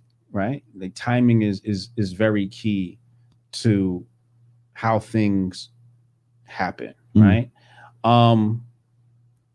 And if that timing is perfect, then it's just like Mhm. it's like this is great. You have right? something memorable. After Yeah, that. Mhm. yeah. But sometimes when, like both parties might be interested and the timing's just off, it just becomes awkward and everybody's just like, and you kind of like turned off, you know what I'm saying? Mhm. Right. But, a lot of it has to do with, like as we're slowly, the vibes are slowly coming together, right? And they're coming together. And then they could crash, right? But Mhm. instead, what happens is the vibes come together and then they just kiss and then they just meld. And it's just like you two become one in that moment. And then that's what we call like a vibrational connection or vibrational match. Mhm. And it just happens in that moment. But it's something that has to slowly come together. It can't be rushed or anything like that. That sounds very important. Mhm. Yeah. So important that when you get into a habit and you're with somebody all the time, like when you are with somebody that you're just meeting for the first time, would you say that there's a different vibration than if you've been with that person for the 100th time? Yeah. Yes. The longer. Yeah. Because you were just saying you got to spice it up. You need pornography, you need lingerie, you need that kind of stuff right there. Mhm. And so that's what I'm getting at is, so you're going to talk about vibration. You're going to talk about like, that's great, like organic, natural desire. Yeah. When I talk about like, you cannot negotiate desire, Mm-hmm. that's like the good way of getting from like real, natural, genuine, organic desire. That's a very good description of that. Yeah. But what most people try to do is they try to negotiate that. They say, okay, I'm going to respect you. I'm going to pay for you. I'm going to give you all this security and you're going to give me sex. And it's going to be just like what he said. Yeah. And you're not into it. It's going to be like, because what he's open. talking about is situational and circumstantial. And Right. it's a vibe. It's a magic thing. Yeah. It's not a process of negotiation. right. That's what I mean by when you say, you want a guy who just gets it. You want a guy who already knows who knows exactly what Hotep just said. Yeah. Mhm. And that's a good, fun experience for you. And that's what you keep trying to get back to with pornography, with lingerie, with trying to spice it up and freshen it up all the coming time. out with like different angles. Mhm. Yeah. Mm. So it's better if the guy already knows what Hotep just said than it Mhm. is for the guy that you have to go, okay, Johnny, let's lead you by the hand. And I'm going to tell you all the things that Mhm. we're going to try to get to this process that you never really get to Right. because you're observing the process. Mm. Right. Mm. Yeah. Play the game instead of talking about playing the game. Yeah. I think just got to be present. Mhm. I think a lot of Mhm. people try to think their way through moments. Too much. Yeah. And it's just like, chill the fuck out and Mhm. enjoy yourself. Mhm. Enjoy the moment. Don't be on it like, oh, I hope I smash tonight. You know what Outcome I'm saying? independent. Mhm. Yeah, just be like, I'm enjoying spending time with her right now, and this is cool, and this is vibes, Mhm. and whatever happens, happens. You know what I mean? If it's a kiss, it's a kiss. If it's a fuck, it's a fuck. If it's passionate love, it's passionate love. If it's I'll see you later, that's that. But just know that in that moment, you enjoyed each other's time, and nobody felt awkward. Right. To me, that's a win. You know what I mean? That's why I kept telling guys, like, in my first book, I put Iron Rule Tomasi #3, which is anytime a woman makes you wait for sex, the sex is never worth the wait. Because sex is a process of spontaneity, chemical reaction, it's urgency, it's uncertainty. Yeah. Sometimes it's that's why they call it sexual tension. Yeah. And so when guys focus too much on like, oh, she got to be comfortable, we're going to spoon on the couch for a little while until she gets in the mood kind of thing. That's what I was talking about when we were talking about comfort before. Yeah. And that's, they don't understand because they go too far one way or the other. And because if it's all about sexual tension, then it's just like you're all up in their grill and they get creeped out because you're like overbearing or you're like overselling yourself in a sexual sense. Most guys don't do that. Yeah. Most guys are like, oh, it's okay, baby. Let me take you on the couch and here I'm a stuffed animal. And they want to, be comfortable, too comfortable, because if you're too comfortable, it doesn't lead to the vibe. Exactly. Yeah, absolutely. Absolutely. Yeah. I think people just try to and make it too intellectual, the moment too much thinking and thought. I believe in practicing complete presence and achieving the state of no thought. That's why you are the alpha Buddha. You are an alpha Buddha, and I'm very comfortable in saying that now because I have seen you out on the, when we're having dinner and stuff, and the way that you interact with women, and you do it without realizing you're doing it. Yeah, you do it mindless. I don't say mindlessly, but you do it like without like knowing that you're doing it. It's like it's almost like Zen for you. Like just describing what you just did with her right there. That's you doing it without even knowing that you're doing it. Yeah, right. I mean, observing the process changes the process. You never observe the process. No, I don't. You just live out the process. I just live in the moment. I love women, right? Like naturally love women, like to the point where it's like I remember back in the day, like all my homies were smashing girls. And they're like, yo, you ain't smashed shorty? I'm like, nah, we just talked all night. You know what I'm saying? And I was cool with that. And I had fun. I was like, yo, what's the chicks tonight? You smashed? Nah, like, is that the goal? We'll get there. Yeah. Like, I'm not that type of dude. Like, if I smash, it's going to be great. Like, cool. But, I'm not pressed like that. You know what I'm saying? So, for me, it's just about the vibes, man. And just, like I said, achieving the state of no thought and being completely present and saying, whatever happens, happens. You know what I'm saying? And that to me is just fun. But like you said, like I said, I love women. So when I'm around them, I'm not thinking like with a goal in mind. I'm just like, I'm just happy to be here. Yippee! How are you? Yeah. What are you about? Yeah, but I feel like with a woman, you have to like bring that out of her. Bring what out of her? Like that stimulation out of her. Like once you have her out of that, she'll be like all over you. Out of what?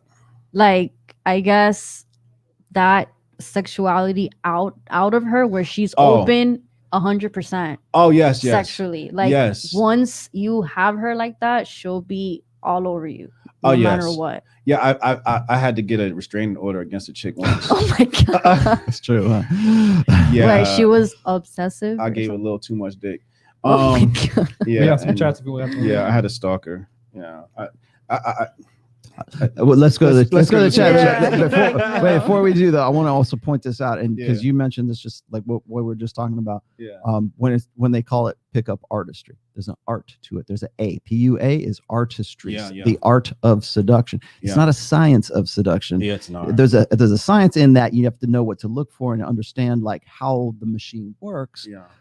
But those are tools. You have to be the artist yourself. And so it's not like, well, if I do, like guys always want this magic pill. They want some formula that says, how am I going to get her into bed? Here, like, let's go down the list here kind of thing. Yeah. And it doesn't work that way because you have to apply an art to it. You have to know what works for you. Yeah. And figure it out on your own. All right, go ahead. Like I said, it's about timing.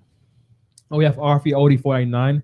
Stimulating women's imagines is the single most potent talent you can develop in any context of a relationship. Rello, this changed my life. Yes. Let's see. Scroll down a little bit more. The Black Sheep 499. The chase is better than the catch. Word. And we have a few more. RVOD again 489. Women would rather share a high value man than be saddled with a faithful loser. I was selfish. After the rational male, I accept women sharing me.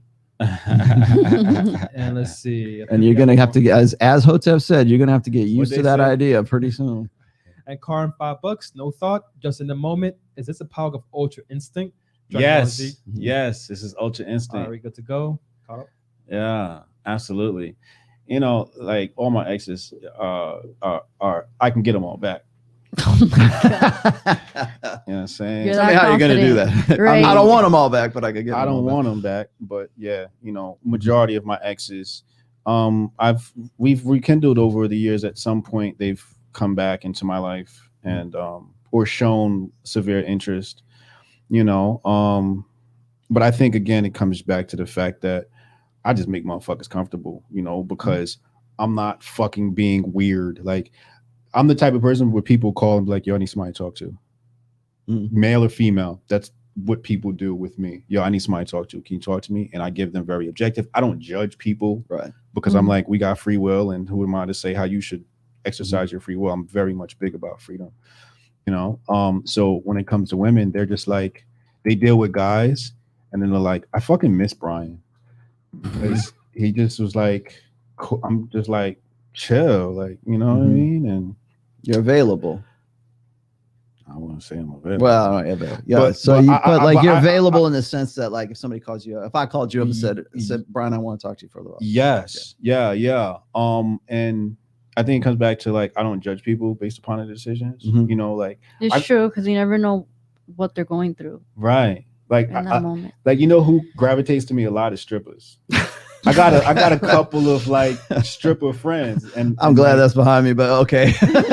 they're just like cool people. I don't know why they come to me, but they come to me. Like strippers come to me like, yo, you know what it is? I guess because I'm not gonna treat them like a stripper.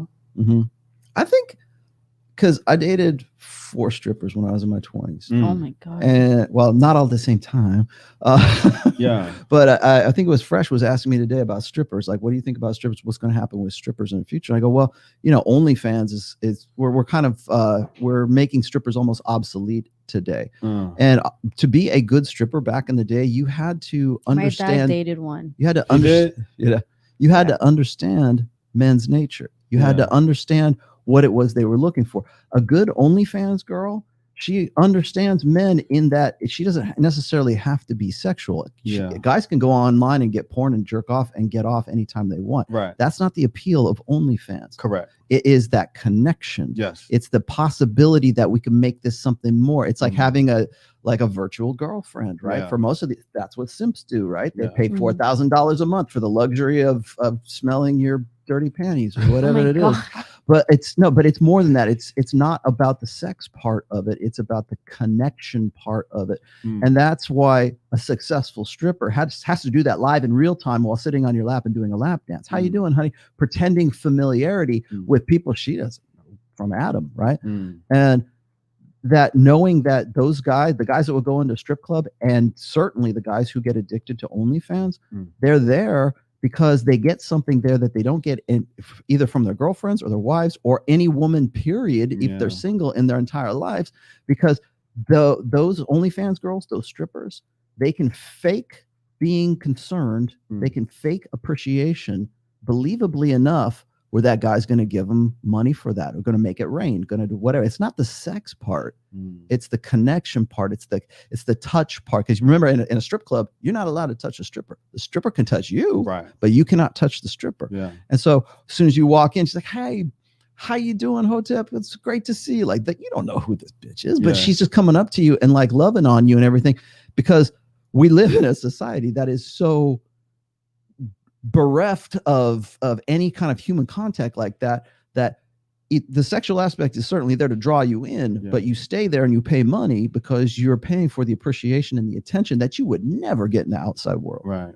Same thing with if you're addicted to OnlyFans, you're not addicted to the sex, you're addicted to the idea that somebody out there on planet Earth actually gives a rat's ass about you. Which is sad, but there it is. Would you explore the lifestyle of exotic dancing? OnlyFans. Would you have an OnlyFans? I guess you can't because you have you want to get a practice, right? For Yeah, therapist, of course. as a therapist. No, but if You could be a sex therapist and have an OnlyFans. You need a PhD for that. A PhD, Mm. Yeah. doctor of sex. I know that if I were to do that, I would make lots of money, but no, Okay. Have you ever? never. Okay. You know what happened to me one time, y'all?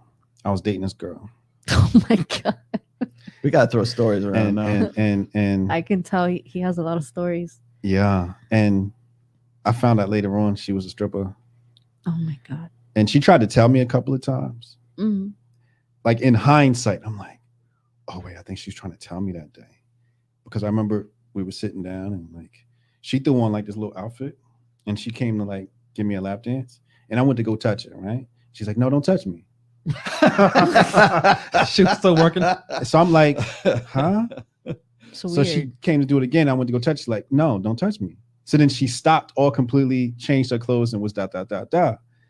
Then she came back in the room like later on. I was like, I want to tell you something. I was like, what's up? She was like, so I think when she was doing the lap dance thing, she was trying to tell me Mhm. I'm a stripper. That's what I do for a living. You know what I'm saying? Look how good I am at this. Yeah. And you know, in hindsight, Or maybe because she's used to saying "Don't touch me," that it just comes out too.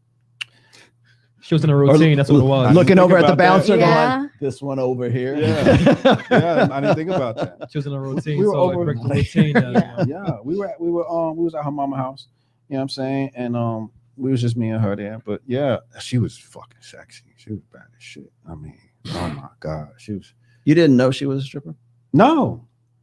I didn't know. You didn't know she was a stripper. The way she looked, the way she acted, the way she we dressed. worked together. Oh my. You worked together. We worked together.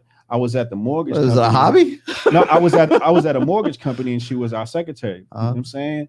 And so I bagged the So secretary. it was lady. like a double life that she was. She was probably living doing. a double life.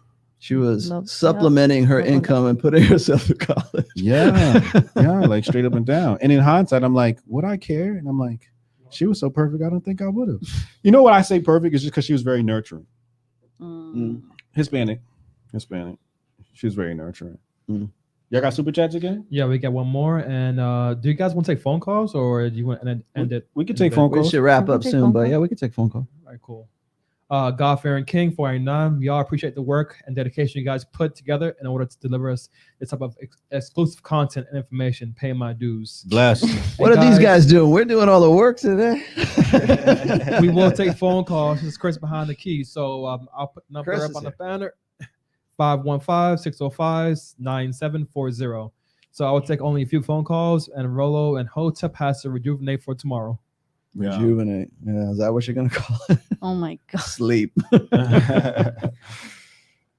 talk. See, I've had I don't want to say I dated. I had sex with 4 strippers back in my 20s. But Okay. that was, it's funny. I'll tell you something that's interesting to me about generational differences and Mhm. attitudes towards sex is I'm a kid of the 80s, right? I grew up in the 80s and I was part of like the LA metal scene back in Hollywood back then. I'm from Southern California. And I had to figure this shit out on the fly, right? I had to Mhm. figure out what worked for me. Yeah. So like being a musician, having long hair, doing all this stuff. And that was like playing that character that the kind of women I wanted to get with were into. Rockstar life. Right, exactly. And even if you weren't a rock star, as long as you were given that perception, you're playing that character. That's what that was good worked enough. for you. But during that time, it was like, okay, I want to get with a stripper. And it's not like I just stumbled into dating a stripper. I was like, oh, she's a stripper. Let's go. Right. And I know that, and I was telling Fresh this today too. I said it was like one of those things that I won't call it a bucket list, but it was kind of one of those things like, well, I want to have sex and I want to get with women and I want to figure out how to do this and have at least some sort of options and opportunities here. That was on the list, right? Mhm. I want to get with a stripper. I want to get with the centerfold. I want to get with a swimsuit model. I want to get with whatever.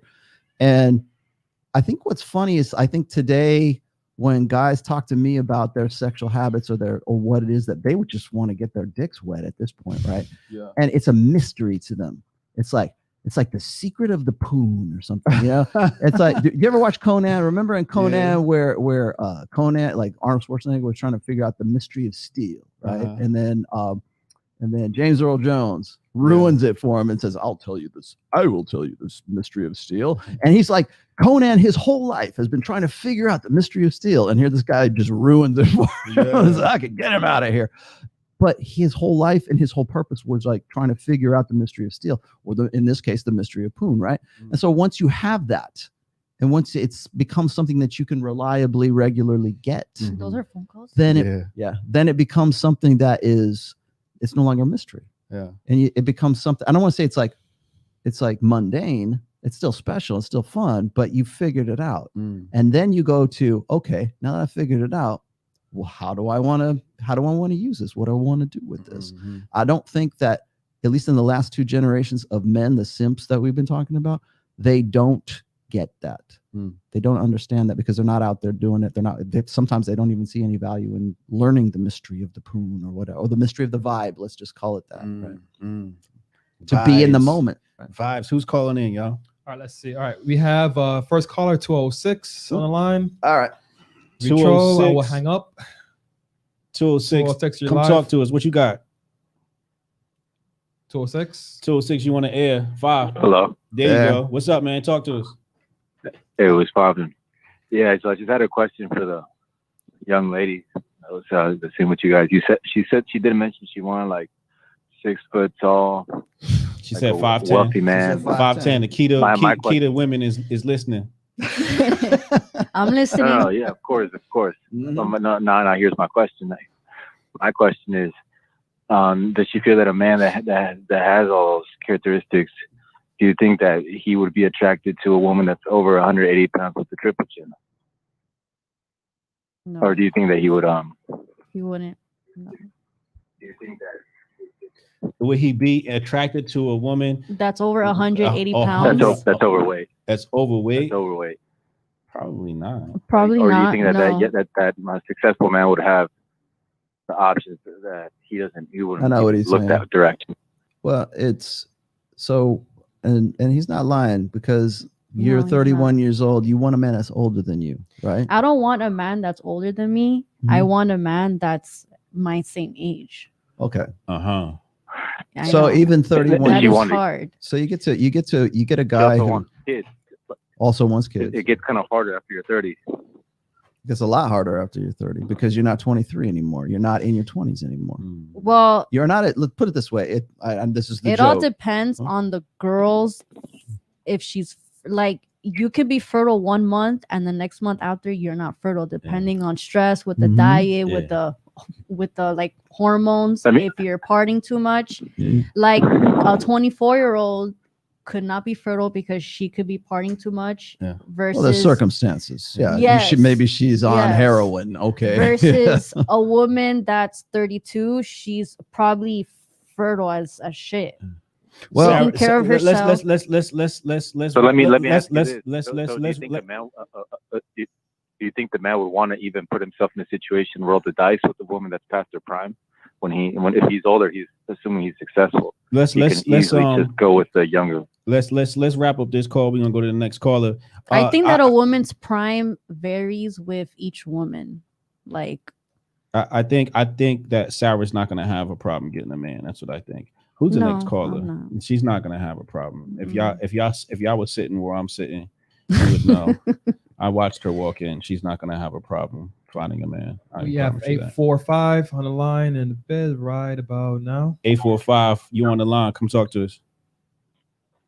Hi, how are you? I have Hello. a question for Rolo. Okay. Rolo, what is your opinion on giving women validation when first meeting them, and versus giving women validation in a relationship? When you first meet them, like What does he mean giving by wo- validation? Yeah, I would have to know what you mean by validation, but like here's what I think you're saying is because a lot of guys in sort of like I won't say the MGTOW community, but like the guys who think that even talking to a girl gives them validation, giving a woman attention gives them validation. And validation is what Ryan Stone would call a container word. It's like, what are you going to put into that word? What constitutes just talking to her? Like me just looking you in the eye right now. Oh, I'm getting validation from this eye contact. Well, that maybe that does. I don't know. But the thing is we can make validation anything we want it to be. Like guys will use this against other guys as well. They'll go, you just want a hot girl because you want to feel validated because you got arm candy, right? Yeah. You want to walk down the street and show off. I'm like, no. she's a hot bitch and I want to bang her. That's my biological instinct is I want to have sex with the most hottest girl that I could get with, preferably. So does that give me validation, or is it just that I'm wanting to biologically, instinctually want to get with this chick? Right. But so here's the thing: is that what he's asking is validation as depending on what it means to you. Right. Attention. What is validation? Is it money? Is it anything that's on this list? Define validation Value. for us. 8845. Tell us what you mean by validation. Did we lose him? What I meant, I think validation does fall under all those categories, but what I'm specifically talking about is compliments. Compliments. Do you think it's a good idea to give those? Compliments. Well, that's for you. Okay. Well, I look at compliments in the same way that I look at presents. Like if you're going to give a girl a gift. Okay. It is, I think compliments are, especially in the beginning anyways, like if you're meeting a girl, don't compliment a girl. I mean, unless if you're incorporating it into your game and it's kind of like you're playing the game and you go like, oh man, those shoes are beautiful. You're working that angle to get in there. Is that a compliment, or are you just using that as part of your game? You're not going, well, you're really pretty. That's a compliment, right? But I delivered that in a different way. Then I go, damn, you got some nice shoes, right?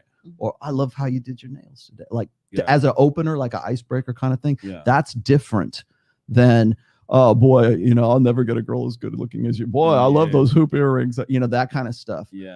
So the way that I look at compliments is the same way that I look at like gifts or presents. And when I talk about guys, they say, should I give my girlfriend flowers? Should I give her? I'm not saying you shouldn't. I'm just saying that those need to be rewards. They need to be positive reinforcement. And I know this is going to sound really like operative conditioning, right? Right. But it's you are reinforcing desired behavior.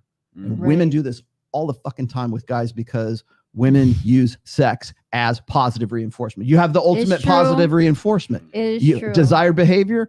That's how we get into things like chore play, right? Wash the dishes, change the baby's diapers, do all these domestic chores, and then I'll be in the mood. Well, first of all, that's transactional sex. And then second of all, it's bullshit because women will tell you men are never owed sex until they are, because you're saying that if I wash the dishes, I'm going to get some pussy, right? So that's desired behavior with the expectation of a reward, which is the definition of operant conditioning.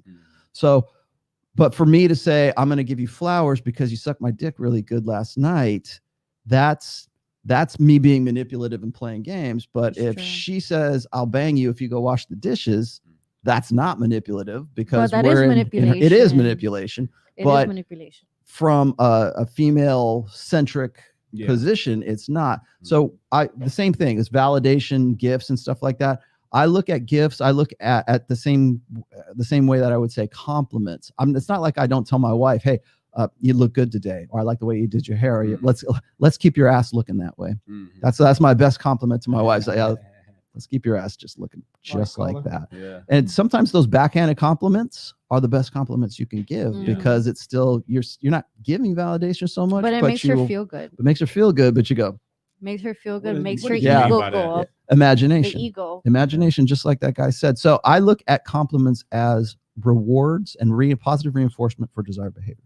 Dope. Next caller, 708. Bring 708 in here. 708. So I look at compliments as rewards and really positive reinforcement for 708. We hear you. Please turn the YouTube. Turn your volume down. So I look at compliments as 708 3 2. We hear you. Goodbye. All right. So 972. Last one. 972. Come talk to us. What you got? Yeah. Hey. Hey. Well, guys, y'all do amazing work. Thank you. I'm in the middle of your second book, Rolo. Oh, good. I've got the rest of them on my shelf. How do you like that? How do you like the second book? I think that's the unsung hero of all 4 books. I was just about to say, you've said that before, and since the last 3 months or so, I've been watching almost every single one of your episodes back to back. I like this guy. But basically, my question is, I really like it. My question, you've been speaking a lot about attraction and arousal, and I think that is an exceptional way of describing the differences of how women are attracted to men. But there's a character of someone like Russell Brand who confuses me because he seems to get with a lot of women, but displays a lot of blue pill ideals. Is there something you can kind of, do you think he's just getting women based on attraction? Russell Brand's a sexy motherfucker. That's why. Who is that? Russell Brand? Yeah, who's that? Comedian, actor? Yeah. Russell Brand? Yeah. He's very outspoken. I'm trying to think of a show that he's been on that I can think of. If you see him, you will know exactly who it is. You've seen Russell Brand before. He's very blue pill, but remember that alpha and beta, blue pill, red pill are mutually exclusive concepts. Okay, so you could be red pill. In fact, there's lots and lots of red pill guys who are very, very beta. And those are the guys that get really frustrated and they don't know what to do with themselves. Those are the guys that tend to go black pill or MGTOW or doom pill or whatever the hell it is in the extreme. Then on the opposite end, you have guys who are very blue pill, but they can be alpha, meaning that they're the naturals, right? They don't know why they get all the chicks and they don't know why they get all the poontang, but they go with what their blue pill conditioning teaches them.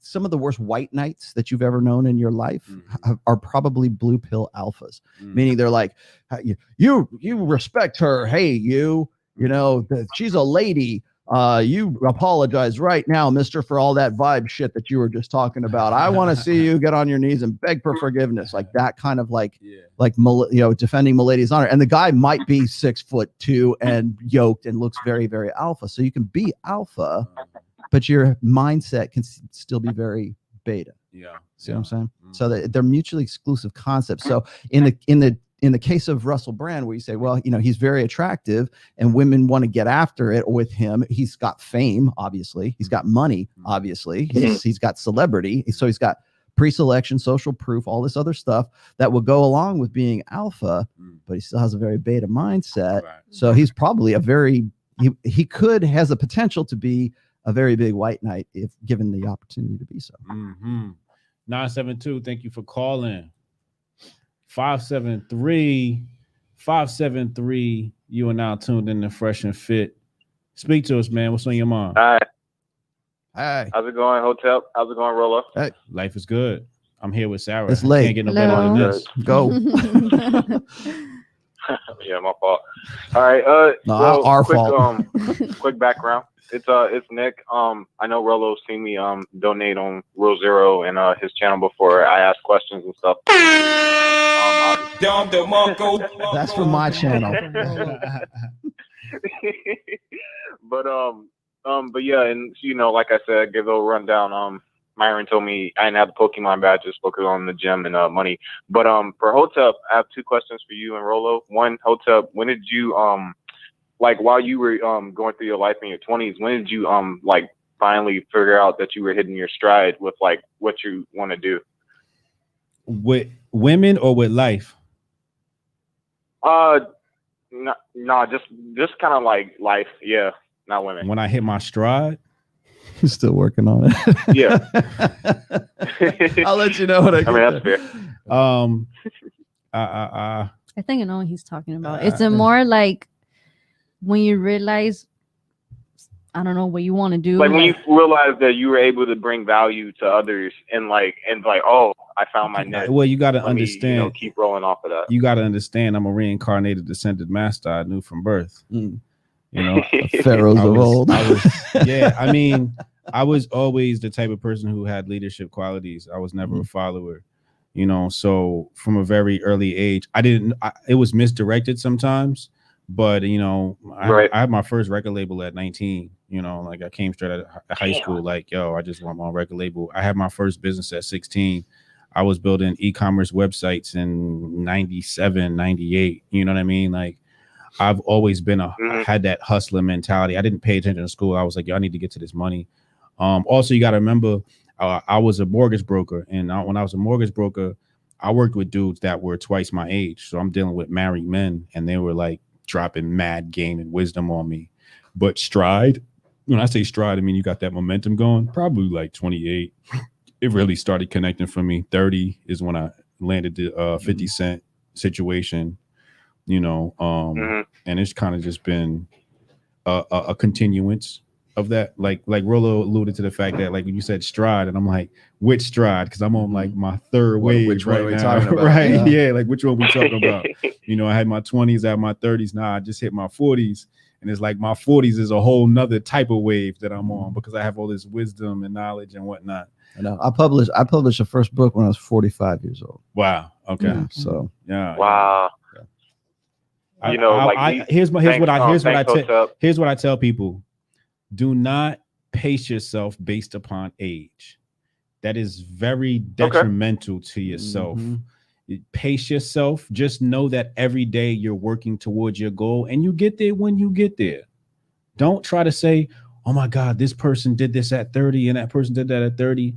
You know what I mean? There's a lot of people who didn't hit millionaire status till they were 50. You know, it was broke their whole life till they hit 50, and 50 was just took off for them. Some people, it happens at 20. You don't know what it is. Just trust the process and trust that you know you're going to get to where you want to be, and forget the age. Enjoy life. Like I always say, stay in the moment, man. Worry about right now. Don't worry about the future. Worry about what are you doing right now, because the future is based upon right now. And then the moment after right now. It's just a series of moments. So if you're not seizing the moment, then the future is going to be dim for you. All right. And I'll wrap it up. Rollo, I'm in the gym. I think I'm going on like 7 months now. All right. And I know the ideal body type I want obviously won't be until like 2 years or so. I started a new hypertrophy program, so I'm basically high reps, low sets. But like as far as like the archetype, like I feel like I'm struggling with that. Like how do you just keep doing stuff to figure out your archetype, or do you just like pick one, like, you know what, that's it, let me work toward it? Like, how would you go as far as your physique as far as your physique is concerned, or like who? I mean, like what are you asking me? As far as I mean, obviously, I guess since I'm young, but like as far as like your personality, because like I noticed sometimes, like I'm very confident before I've taken this hiatus. Like I know, like if I was to cold approach or something, like I could, like I'm not scared, but I know sometimes I could come off as a dick, so I obviously have to learn that balance. But like how do you like come into that, or do you just keep doing stuff and going through life, and then it kind of like comes to you? Well, I'm gonna tag on to. I hope you understand the question. I'm gonna tag on to what Hotep just said. Is I'm of the opinion that you don't chase success. Success chases you, because you're too busy moving on to the next project and doing something else that is interesting to you. Maybe you have a goal in mind, but success is something that is, and I'm applying this towards success. So you're talking about like personality types and all this stuff. I'm of the opinion that you go and you do stuff and you keep doing stuff. Like I never set out to be an author. I never set out to be Rollo Tomasi, the internet guy that's talking on to you and everybody. I didn't. That wasn't in my wildest fucking dreams. That was not what I would ever have thought I was going to be doing. I have a degree in fine art. I was an art director. I got into brand marketing. I got into brand ID and identity. I own partial ownership of 2 liquor brands.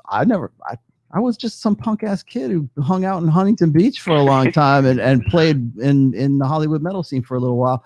And then I got out of that. I started doing other things. I've always been creative. So you have like some core talents. Yeah. Play to your skills. Like I think one of the things that most guys don't really think about when they like, what am I going to do with my life? Well, there's a lot of guys today who Jordan Peterson would call the lost boys, right? Those are the guys who are like life-wise, they're rudderless, right? They're looking for purpose. Men are problem solvers, and we need a problem to solve. And when we live in a social order that doesn't give us a problem to solve, a puzzle to put together, a war to fight, a project to work on, or a goal to work towards collectively or individually, we flounder. We jerk off the porn all day long. We sedate ourselves, whatever it is that we do. And so we're at a point right now where guys don't know what to do with themselves. And they don't just say, okay, this looks interesting, I'm going to go there, and wherever that leads me, then I'm going to go and do something else. So for as far as my journey is concerned, I was a very creative person. I've always been a very creative person. I write, I can play music, I do visual arts, I draw, I paint. You guys maybe you don't know this about me. I draw like too. my other degree is a Bachelor of Fine Arts, right? And so I've been a graphic designer, I've been an art director, I've done worked on websites. I do video. As you know, if you've ever seen any of my thumbnails, you probably know I'm pretty good at Photoshop and all that other good stuff because I've been using it for forever. And that led me into other fields. I never set out to work in, like, say, the liquor industry, but that's just where it led me, and it seemed like a very glamorous, sexy thing to get involved. I'm like, hell yeah, I'll be happy to do this, and that led to other things. Are you familiar with Henry Rollins? You know Henry Rollins, lead singer of Black Flag, okay? Punk band. He was he does like spoken word kind of stuff. He's also kind of an actor. He said this one time at an interview. He said he got to where he is in life by saying yes. If somebody said, hey, you want to work? You want to be in a commercial? Yeah. You want to be in a punk band? Yeah. You want to be in this? Yeah. And even if he hated it, he just would leave it alone and then go off to something else. At least he knew that he didn't want to do that. But he said he got to where he was by saying yes, because you don't know where going from that point, just go this way and then see where things lead you. So where it takes you. So when you talk about personality, and personality is not static, that was one of my focuses in psychology, is personality studies. That's why I have a real problem, but that's why I'm a little skeptical and a little bit hesitant about things like MBTI or astrology or things that want to put you into a category, because the personality that you have at 17 years old is not the same personality that you have when you're even 27 years old or even 5 years later, because things happen to you. And if you don't believe me, ask any guy who's gone on deployment and come back with PTSD. Those guys' personalities are fundamentally changed as a result of their traumatic experiences. So personality is not static. And so who you think you are today is not who you might be tomorrow as a result of something that happens along the way. I hope you live a very good, long, and successful and fun life, right? But it's a process of we learn by doing. And so the personality that you have today, maybe the core talents and the core gifts that God gave you, whatever, you'll have those for the rest of your life. But how you use those and how you leverage those and how that affects your personality and what you do as a result of those things, that's really motivation. That's incentive. That's getting off your ass and going out there and fucking doing it. Bars. Say yes. Go out and do it. On the mark, though. All right, caller. Thank you, 573-781. You are about to be live. I am not a motivational Get speaker. ready. Do not ask me to be Tony Robbins, because I will disappoint you. 781, you were on the I line. read his Talk book. to us. 781. 781 going once. Hey, what's up, guys? What's up, yo? Talk to us. Hello? Yes. Hey. We can hear you. Hey, this is Todd of Flex in the chat. I just wanted to say thank you to Rolo and to Hotep for providing the knowledge and wisdom that they give. Bless. Hey, and I also just want to say thank you to the long-haired lady for coming on and The long-haired for giving lady. her perspective. Sarah. Thank you. Thank you. Thank you out of fight. Yeah, Appreciate yeah. Super chat and support. That's love. I That's don't love. have a particular question. I just wanted to show my appreciation. Give the Say love. thank That's you guys. fine. We so feel it. We much. feel it here. Yeah, we appreciate you, Thank you, homie. fam. Vaya con Dios, man. Catch you later, bro. Thank you. 845, you're about to be live on air. 845, talk to us. What's on your mind? 845. What's going on? What's up, man? What's going on? Got a question for Rolo. Okay. So I want your opinion on this, Rolo. I'm the of Rolo the and opinion Friend show. that Go. so I'm of the opinion that lesbians don't necessarily exist. I feel like women who claim they are lesbian are truly bisexual. Mm-hmm. I think it's very common, especially these days, for women to be bisexual. I really just feel like women who become lesbian did it as a result of a bad relationship with a man later on in life. What about lesbians that have been lesbians their whole life? Right. Well, okay, so I'm sorry. Continue. I don't want to interrupt you. Well, I wanted to say that I feel like even if that's not the case, where like they had a bad relationship with a guy, if they decide that they're lesbian, I think in reality, if the right guy came into their life, they would be willing to be with them or at least have sex with them. So you could tell but I would like to hear your opinion on that. All right. I will. This is going to be a very unpopular opinion, probably. Okay. I think that for the and this is from studies that based on studies and based on my understanding from the work. So I don't know if you're familiar with Dr. Meredith Chivers. Mm-mm. She does a lot. She's a sexologist. So Marty Hazelton, Meredith Chivers, Gangstad. I can rattle off some names, but there is a lot of research that points to the fact that particularly women tend to be more sexually fluid. Mm-hmm. And as far back, and I mean that in a sense that in a behavioral sense. Yeah. So when I hear homosexual people who say I was born this way, this is just what, so you're claiming that there is a biological element to your sexual behaviors. Right. Okay. So first of all, you're saying that the behavioral impulse and everything is out of my control. First, that's number one. Number two is sexual fluidity is something that I think is a lot of particularly women and in this, like the Oprahs and the Dr. Phils of the world are really kind of starting to embrace right now, because they're seeing women who are like, say, 40 years old who divorced their husbands and they suddenly discover that they're lesbians. It's like, no, you've always been who you are. It's just that you couldn't get what you wanted in a heterosexual relationship.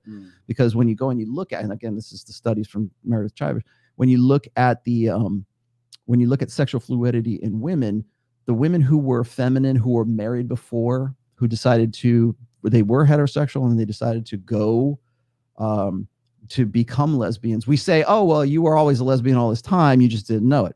No, your circumstances changed and your behavior has changed as a result, because there's always in any human relationships, even homosexual relationships, there's always a dominant and there's a submissive. So there's always a feminine and a masculine. And we see that in sexually fluid relationships too. So when you have a woman who's gone from being heterosexual to being ostensibly homosexual, it's not so much a choice as it is a behavioral shift. So I don't believe necessarily in the biological premise that I was born this way, so much as I believe it is again, me being the behaviorist, right? That is a behavioral thing that happens. Like Milo Yiannopoulos has talked about this as well. He said he would be heterosexual if like he could have got with women at an earlier age, or if it wasn't as easy to, it was a path of least resistance. You know, I guess I'll just be homosexual because it's a behavioral thing. He was sexually abused by a man. Exactly. And circumstantial, right? So it's not so much like homosexual men will say this, and I think probably lesbian women will say the same thing, is like, I didn't choose to be this way. Well, I believe you. I 100% believe that you feel that you don't have a choice to be that way. But behaviorally, you were reinforced in that behavior because you were rewarded with good feelings, or people said you're special because you're homosexual. We're seeing the same thing with the trans thing that's going on right now with transgenderism. It's not enough to be homosexual to make you special anymore. We have gay rights. We have homosexual marriage. And this is not like I'm not pounding my fist and saying I'm a conservative. That's not. I'm just analyzing this from a nuts and bolts perspective. Is that when we're talking about homosexuality, we're talking about a behavior, not a genetic quality. So if you feel like you don't have a choice, I 100% believe you. I think you probably pass a lie detector test if you were given one about that. But is it a biological thing or is it a behavioral thing? And that's where sexual fluidity comes in. So what are you getting your positive strokes from? Are you getting them from somebody telling me, Johnny, you're gay, that makes you special? I am. Yes. And so that defines your personality. Now you feel that's who you are because people reinforced that and told you that's what you were about. Whether you felt that way or you didn't, it's where you got that positive reinforcement from. Again, behavioral conditioning that goes with, well, in this case, sexual behavior. There's lots of other behaviors that we modify as well. This just happens to be one aspect of human nature that we do. So I think sexual fluidity is not something like I was born this way. It's, well, my circumstances have changed. There's guys that will go into a prison population and they'll be completely heterosexual. They'll go into the prison population and their only sexual options is to bang another dude. And then they come out of the prison and they go back to being heterosexual again. Is that sexual fluidity? Is the guy born that way? No, he's in the prison. That's the only thing he can do. Other than that, other than be celibate or just jerk off, his only other options is other male prisoners in that population. And so when he comes out, he goes back to being regular old heterosexual dude and goes back, gets married, whatever, and continues with his life. And you can't say, well, I was born this way. No, it was your circumstance and the behavior that you did what you had to do at that particular time. There you go. Hey. That's 845. Thank you, 845. And again, not a calling judgment call, just Right. saying that's the nuts and bolts of it. Word. Thank you, 845. Thank you. Thank you. I agree. Thanks. 682, you about to come on the line. 682, you about to be live. I hate that I can't talk about shit like that without like people going, "Oh my God, we're gonna have to boot No, him off just- the air for no, even just say- suggesting that." But 682, That's where talk we're to at. us. What's on your mind? Hey, this is Red Pill Mike. What's going on, fellas? Hey. What up, Mike? shoot, Hey, I got a question. I got a question for Rolo.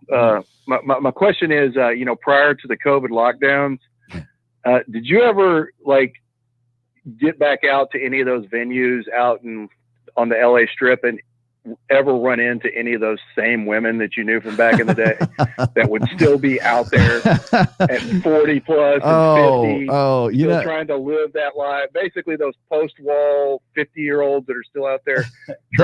all those women are rocker. all those women are at Steel Panther shows right now. Oh, that's yeah. No, that's no. It's funny as I was talking to these guys earlier when I was on the show with Myron, and I said that's actually another aspect, I think, of the technological age right now, where we now have the ability to, we don't need to go to our high school reunions anymore because we have Facebook. We know what that bitch from senior years did, the girl that blew you out at homecoming dance. We know we know how fat she got now. We don't have to go back and do that. But we've never had that before. Like we can go back and we can see the progression of Susie, who was 15, to the time when she's 55. And you go, damn, is that what I have to look forward to? Like we have this almost like God's eye view of like how people mature. And yeah, do I ever get back to the strip? I don't do many. I didn't do anything in 2020. I get to Orange County occasionally. I get to Huntington Beach and Orange County, Las Vegas, and Reno, of course. I used to do San Francisco, but I gave up on San Francisco in 2018 because there's too much human shit and too much used needles on the streets for me to want to do promos there anymore. So there's your answer. Right. Well, the reason I asked, I didn't grow up out on the West Coast. I probably would have been dead if I was out there during that heyday. I was in, Dallas, and the only thing we had was Pantera, and then whoever the hell tried to emulate them. But everyone I know seen, in this part of the region that is now my age, they're at the point now where they have kids that are playing in music and they're playing in bands. And I'll go out and watch their kids, and I will run into those same hoes that are my age that are out there doing the same thing, trying to land them, the next, up and coming rock star out of Dallas or whatever. So are they cougars? It's ridiculous. And if you actually, are they cougars? If you actually, are they what? Are they cougars? Are they like the cougar archetype? No, they're just delusional and ratchety, and it's gross. I mean, you talk to them, if you even talk to them and go, "Hey, what's going on?" You're going to hear the most ridiculous BS story you're ever going to hear. They're going to try to convince you they're dating Ian Asbury or some other member of the cult or whoever the hell, But anyway, that was just basically my question, was if you ever experienced that, because it seems like no, but anytime that I venture out, I will tell you this, is that I think that in 2021, and here we are, like almost 40 years past that time, right? We have convinced women that their sexual market value or their sexuality or what makes them attractive or what makes them arousal is evergreen, right? It's imperishable. Like you'll never grow old. You'll never not be sexy, grandma. Don't worry. It's all good. Now we're humor, it's okay, grandma. But the fact of the matter, I told Myron this as well, is that at different ages of maturity, we have these social conventions that are there to convince women that you're always going to be sexy. It doesn't matter how old you can be, 90 years old, put the makeup on and you'll be fine, kind of thing. And so when you get to that stage, I think what's interesting is that we will berate men for wanting to perpetuate their adolescence, but we don't hold women to that same standard. So if a guy is 35 years or 34, 35 years old, he's still living at home. He's still like, he's postponing his adulthood, let's say, indefinitely. He hasn't saved up for a job. He's not going to be a good father. He's not going to be a good husband. He's not preparing for a future life as a productive adult like we would think of. We call that guy a loser or a kidult. I don't know if you ever remember those terms, like he's a Peter Pan boy, right? He never grew up kind of guy. We don't hold women to that. We don't say, you're 31 years old and you haven't got a job yet and you don't have your degree yet, you're a kidult. We don't do that. We say, oh, you're focusing on your career, or it's okay for women to sort of postpone or forestall that, because we expect guys to have money, respect, looks, all this other stuff to come in, swoop in and save the day, right? It's the men's burden of performance to have that. So that's why we don't have those social conventions for men, but we do for women. Toronto in the house. Shout out to Right. Sarah. Great show today, guys. Roll on Hotep. One of you guys. Which touring one? Canada. We done 3. Thank you. Shout out to Rolo and Hotep, helping men become better. Get Red Pill Mike coming into your studio at some point. All right. Shout out to TJ for that super chat. Fly into Reno. All right, so we're gonna Thank take you. 682. 2 more callers. All right. 682. 2 more. Thank you. 979. You're about to be live. Ask Hotep 979. something. Make him feel good. No. Ask Rolo the questions. Don't ask me shit. I'm about to go to sleep. 979. You on the line? Talk to me. What's up? Hey guys, thanks for taking the call. Welcome. Hey, I have a question for Rolo. Earlier, Sarah was talking about her situation. She kind of met her long-term boyfriend when she was 17, and so I have read the first 2 books. I'm currently reading the 3rd book. Okay. And I had a question regarding like some advice I can give to my younger, cousin or younger sister that are female. So what would be the balance between dating where she can find someone that's suitable for her in the long term, but at the same time, I obviously don't want to give her advice I would give to, a younger brother, go around, basically finding that balance, finding the balance between dating enough to find an appropriate man, but not too much to where she might get alpha widow. Sounds like you believed in prearranged marriages. Wow, imagine that. We were just talking about that earlier. So the good news is this: you don't have to worry about that, because people like Sheryl Sandberg, CEO of Facebook, has already taken care of that for you. Which means that hypergamy right now is something that is openly expressed. It's openly out it's there. It's no longer a secret. So the plan is date as many of the bad boys as you can, bang as many of the guys that are like the jerks, the commitment phobic boys. I'm trying to paraphrase what she said. But don't worry, once you get to be 29, 30 years old, there's going to be that perfect, guy who's ready and waiting for you. And he's still dumb and stupid about the game and doesn't know anything, but he doesn't know what, that he's fulfilling your mating strategy. He's what I call a beta in waiting. He's the guy who's 29, 30 years old. He's done it. He paid his dues. He's been a good boy and he's waiting along for it. And then along comes the girl, right? And so she's had her fun with the hot guy in the foam cannon party in Cancun, and she was so crazy in her college days. And now she's 29, 30, 31 years old. And now she's ready to settle down. She's ready for the guy who's the good guy, who's the good dad guy. Yeah. And so it used to be that it was men who had to go sow their wild oats. Yeah. And now we encourage women to live the same lifestyle, to emulate a man's sexuality, which is go and sow your wild oats, have your fun in your hoe phase, right? From 18 to 28-ish. And don't worry, because by the time you're 29, 30, 31 years old, there's going to be that perfect guy, and he's going to be waiting there, ready and to forgive you of all your past indiscretions and live happily ever after. It used to be that was a man's imperative as opposed to a woman's imperative. And so that's really what he's getting at here. So how do you avoid that? How do you sort of put a buffer on that? And the best advice I can give my daughter is the same advice I gave those 2 young ladies that were here last night. which is you have to be aware of what your value is, what your timeline is, and maximize that, leverage it while you have it. As I said, the store is called Forever 21, not Forever 41, because that's your peak. That's where you're peaking right there. 23 years old is where you're peaking.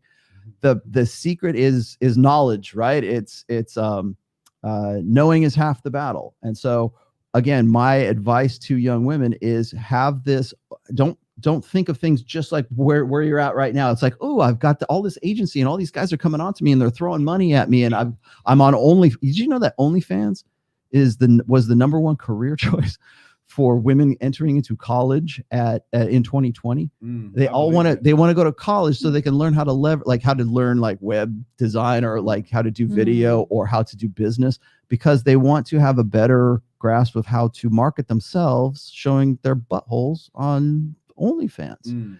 And so that's their marketability, because that's their agency at that time. That's what guys want to see. 23-year-old, you're naked, you're online, that's great. That's that peak of sexual marketability at that time. I'm not saying you should do that, but I'm saying be aware that that's when you're hitting your stride, right? That's when you're hitting your peak times, and that you have to use that to leverage that for a much longer period of time. So if 23 is your peak, you still have, like, hopefully you live a long life, like you got 80 or 90 years left on you. The decisions you make in your youth affect where you're going to be at 31, 41, 51 years old. And particularly more so, I think, for women than even for guys, because guys, we have a slow burn. Like you were just saying, I'm 40 some odd years old. I'm just starting to get into this. When you were 19, you had your record label. And so we have this kind of like much like slower burn where we go up and we kind of come down. For women, it's boom, boom. You know, for most women, it's boom, boom. Well, I know one Hot and woman fast. who is 48. She was pregnant with twins. And she didn't know she was pregnant until she started gaining weight. Wow. Her clothes didn't fit her. She was like, oh, you realize how rare that is. How ultra Very rare. Did she have rare. healthy children? Did they have Down syndrome? Was there anything wrong genetically? No, she has 4 kids plus those twins. It's exceptionally rare. In fact, that's dangerously rare. Really? Yes. That's another thing. That's another disservice I think we do to women right now, is women think they have a biological clock and it starts ticking right around 30, 31, 29 years old. No, I think that it starts ticking for me because I'm a woman. When you're next to babies, when you get that baby fever. That's maternal instinct. Yeah. Are you sure? Or that's the biological instinct. clock ticking? Because I didn't get that till I was like 28. 28. When I got close to baby, Yeah, I'm because like, it's not so much the biological clock is ticking, it's the psychological acknowledgement that the party's going to be over pretty soon. I'm not going to be able to compete as well as I did. Like your 33-year-old self will not be able to compete at the same level in the sexual marketplace as your 23-year-old self would be able to. So guys are either too happy or they're too pissed off about the wall. Like they'll say, oh, a woman hit the wall. The wall doesn't start here for women. It doesn't start in your physical. It's right here. Okay. Can I compete with those bitches that I used to compete with all the time when I was 23 years old? And whether that's yes or no, the acknowledgement starts here. Right. And so the wall is really begins psychologically for women. And for most women, that's right around 28 years old. That's right at the start of the epiphany phase. I got to get right with God. I got to find the guy for me, the right long-term. I got baptized when I was like 28. I need, and 28. I need to turn over a new baptized. leaf. I need to turn over a new leaf, right? That's when that's when you're done with your journey of self-discovery. Right at 29, 30, and 31 years. How coincidental, right? Around. That's when I need money, respect, looks, and that's when my that life becomes turned important. around right away. Like, boom. Well, and again, because you were 17, 18, 19, whatever, and your priorities were different. You just wanted to have sex. You just wanted the guy at the hot bod, and you really wanted that vibe, right? You wanted that, and that was the priority probably up until you were 25, because you said you started talking about marriage at 25, right? 25. So that's when you started thinking, I need something long-term. I need security, maybe moved up in the list a little bit. And maybe looks and sex was comes in, right? Yeah, that's where Hotep and the vibe comes in. but it's right there where you're starting to think about those things. And so when it comes to your peak agency as a sexual woman, it's usually, and also that coincides with your fertility. The time that you can have a baby and be you can have the most babies and be most healthy, and you're ovulating regularly and you can carry a pregnancy to term is right around 23, 24 years old. Well, I was on the birth control pill for 9 years. Oh, that fucks up everything. It does, because I was on it from 17 and I stopped when I was 26, and I've been off of it since.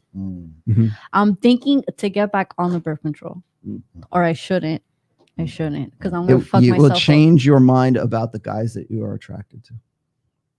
Yes, if we talk about like having no, kids, I mean like biologically, like hormonally, it will change the way that you think about guys. Because it'll make it. Well, okay, I shouldn't say that, because there's different kinds of hormonal birth control. There's two different kinds. There's like progesterone, and there's another one. I can't remember the other one. Yeah, but there's one that you get your period every month, so it just takes away 2 hormones. And then there's some that you get your period every 3 months. I think there's one that messes with like luteinizing hormone or something like that. I don't know. I was on one for 9 years and I had my period every month. I was on it because my periods were heavy and they were not like regular. So when I got off of it, because I found out that I was ovulating, and I didn't find out until I ended up in the ER. They did a CAT scan and they saw that my ovaries, I was bleeding. Like it was just blood, like just bursting. And I was like, what the hell? That's weird. So then I went back to my gyno and she's like, you're fine. Just keep taking the pill. I'm like, no. So I went to another gynecologist. I stopped the pills, but I was still getting those pains every month. And then on the ultrasound, it showed obviously that I was ovulating. So what happened was that my body got used to the hormones or whatever it was, that it just like flushed it out. So he told me either you can get on the shot or you just don't get on the birth control. I said, no, forget it. And I've been off of it since, but I'm thinking of getting back on it, because I have a feeling that I could get pregnant. That's what it was. Because my wrong man. Because my hormones. That vibe. Well, okay. I lost like 15 pounds. So when a girl loses weight, she's more fertile. Her like hormones are like up there. And I know that I'm up there because I feel it, because I need to have sex every day now. Like I need to have sex every day. All right, caller. There you have it. There's your Thanks, guys. your overthought answer at 2:26 a.m. Let's get we got 3 more super chats and 2 more callers. All right, go. Let's get on 206 on the line first, and then let's read the super chats. 206, talk to us. Turn off your radio. Oh, that guy's 206, go. Going once. Going once. What's up? There it How you is. guys doing? Hello. 206, I what's want up? to Talk get to your us. opinion on something. We're still going. Yeah, so apparently 206, go ahead. We heard you. Yo. Yeah, we hear you. Go ahead. Speak up. Can you hear me? Yep. Yes. Talk to us. Yeah. So my question was for Rollo. I just wanted to kind of get Rollo's perspective. I wanted to get Rollo's perspective on pretty much. So what this woman was saying is she wants to be on the CC for the next year or so. So what I'm thinking is, and just hear me out on this. She's going to be on the CC, and she's going to be around a whole bunch of men that she might not necessarily want to commit to or won't commit to her. But if she gets pregnant by any chance, what's to say that wasn't her plan the whole way, just to get alpha genes, have her fun. And if she gets pregnant, she gets pregnant. If the guy sticks around, that doesn't mean he's going to stick around. But she got a kid. Yeah, so that's why I would like to get on the pill That's just how it sounds like to me. protect myself, because let's be honest, guys nowadays, they don't like to wear a fucking condom. Like, let's be honest. How do we know you're on the pill? You can easily tell a man that you're on the pill. Because you just show the pills. You show the pills with the last date, because it's like a calendar. What if you catch feelings and you just don't take it one time? Well, that's not me. I'm super honest. See, here's the thing. Here's the flaw with his questioning. If you're afraid that she ain't on a pill maybe you need to either rub her up or pull the fuck out. You can't put that on her. She's saying she's on a pill to protect herself, right? So she can achieve what she wants out of life. Now, whether you trust that she's doing that or not is on you. That's not her responsibility. It's true. I believe it was Iron Rule of Tomasi number 4, which means be in control of the birth. That's why it's called birth control. Yeah. If that's and I 100% agree with this is if you have that concern, and I think most guys should have that concern. Yeah. You need to be in control of the birth, because once sperm leaves a man's body, you are powerless. Right. So if she gets knocked up from having well, I mean, the sex, last thing we want is like,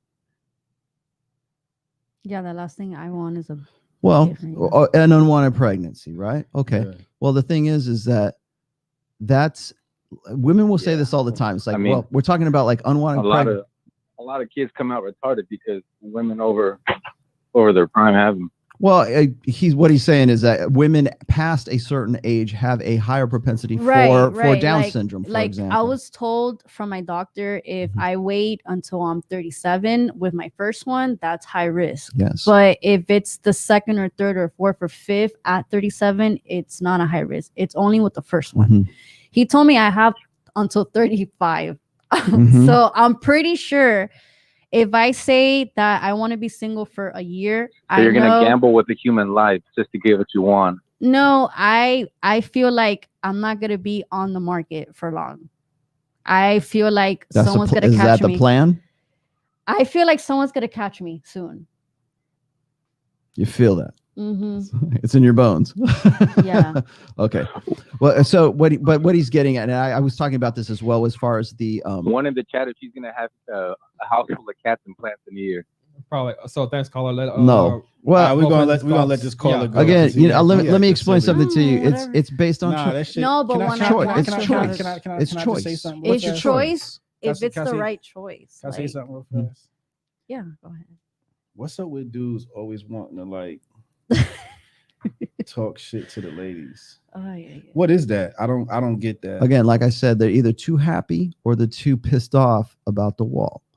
So when it comes to like a lot of guys, and the reason I say that is because like they'll say, you're gonna hit the wall, you're gonna be lonely, and all that's when you had all that power at 23. A woman on OnlyFans at 23 is a very powerful image for guys because the world is their oyster, right? We saw the girls just down at the hotel and in the thing, very good looking women with guys who are paid, right? Those are very powerful images for guys who aren't those other dudes that can afford to be in. It's very toxic to try and create this environment of being a bully. Like, press 1 in the chat if you think she's gonna be, alone. Well, with because cats. they're just trying to crack me, and they're not gonna crack me. But what I'm saying is that's really corny of a man to do. Right. I don't understand why. Pro revenge is what it is. Projection Is that what it is? of something. Are you familiar with pro revenge? Pro revenge is on Reddit. There's a subreddit called Pro Revenge. It's not just about intersexual dynamics. It's about like if somebody fucked you over at work or like your family or something. It's like revenge fantasies almost. Yeah. And like I said, guys are either too happy or they're too pissed off about the wall because what they think is, well, here's this girl who was on top of the world at 23, and now here she is at 31, 32, 33 years old. And if she doesn't like consolidate really quickly and play by these rules, why is that a man's business? It's their business because they feel jilted and pissed off and jaded for a long time because they couldn't get to the point where they wanted to get in bed with a girl who was 23 years old. Oh, so that's basically little dick energy. Well, little dick energy, but it's pro revenge, right? Oh, shit's corny. All right, so let me read the chats because chats are spamming ones in the chat. Tiger the Brave 70s are. How do I deal with my BP friends who girls and wives keep hitting on me? Do I get with his wife or do I RP him? Yes, go ahead. It's 232. Go get with his wife. All right. Anthony with $50. Thank you, Anthony. At Rollo, and very interested in Hotep's opinion. Would you ever meet and do stream podcasts with Michael Malice? I know that these are different spaces, but he is a very big user of the I don't know who RP Michael Malice is. terminology. You don't know who Michael And Malice is? I really Me either. feel like it's a crossover. What is he? There's like at least 5 videos of me and Michael Malice collaborating. Very intelligent guy. What does he talk? What is he? He's not in the manosphere, right? Nah, he's in the politics, culture, anarchy, libertarian. All right, gents. Any last words you want to say? I will say this. Let me just to put a period on the end of that revenge thing. Revenge is never worth your while. It's never worth your time. Yeah. And I know that guys will always say, well, the best revenge is to live well. Well, why aren't you fucking living well? Yeah. Instead of worrying about shit like this, if that's what you think, and maybe that's your opinion, why are you worried about what a girl gonna have, be drinking box wine and having cats when she's 38 years old and be lonely and never have a man and ha ha ha, we win in the end kind of thing. Yeah. First of all, why is that? Like, what are you building with that? What are you producing with that? I've written about revenge a lot.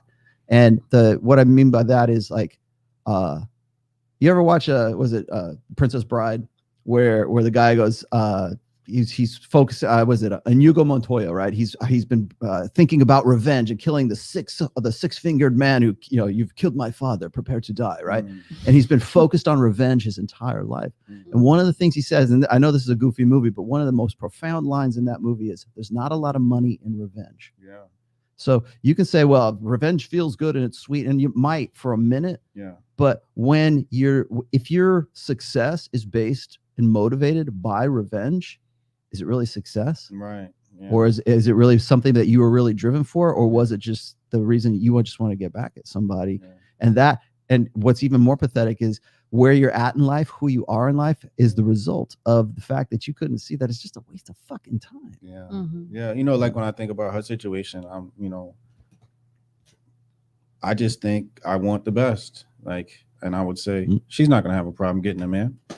Right. Like, as opposed to saying, oh, you're going to be, I think that says a lot about the person and what you wish upon other people says a lot about you. Right. Like I operate in this world where I want the best for everybody. I want everybody, I don't want ill vibes for anybody. I am a pragmatist. Like people will say, you're very cynical. Are you an optimist? Are you a pessimist? Whatever. I'm a pragmatist. And by that, I mean, like, I hope for the best, but I prepare for the worst.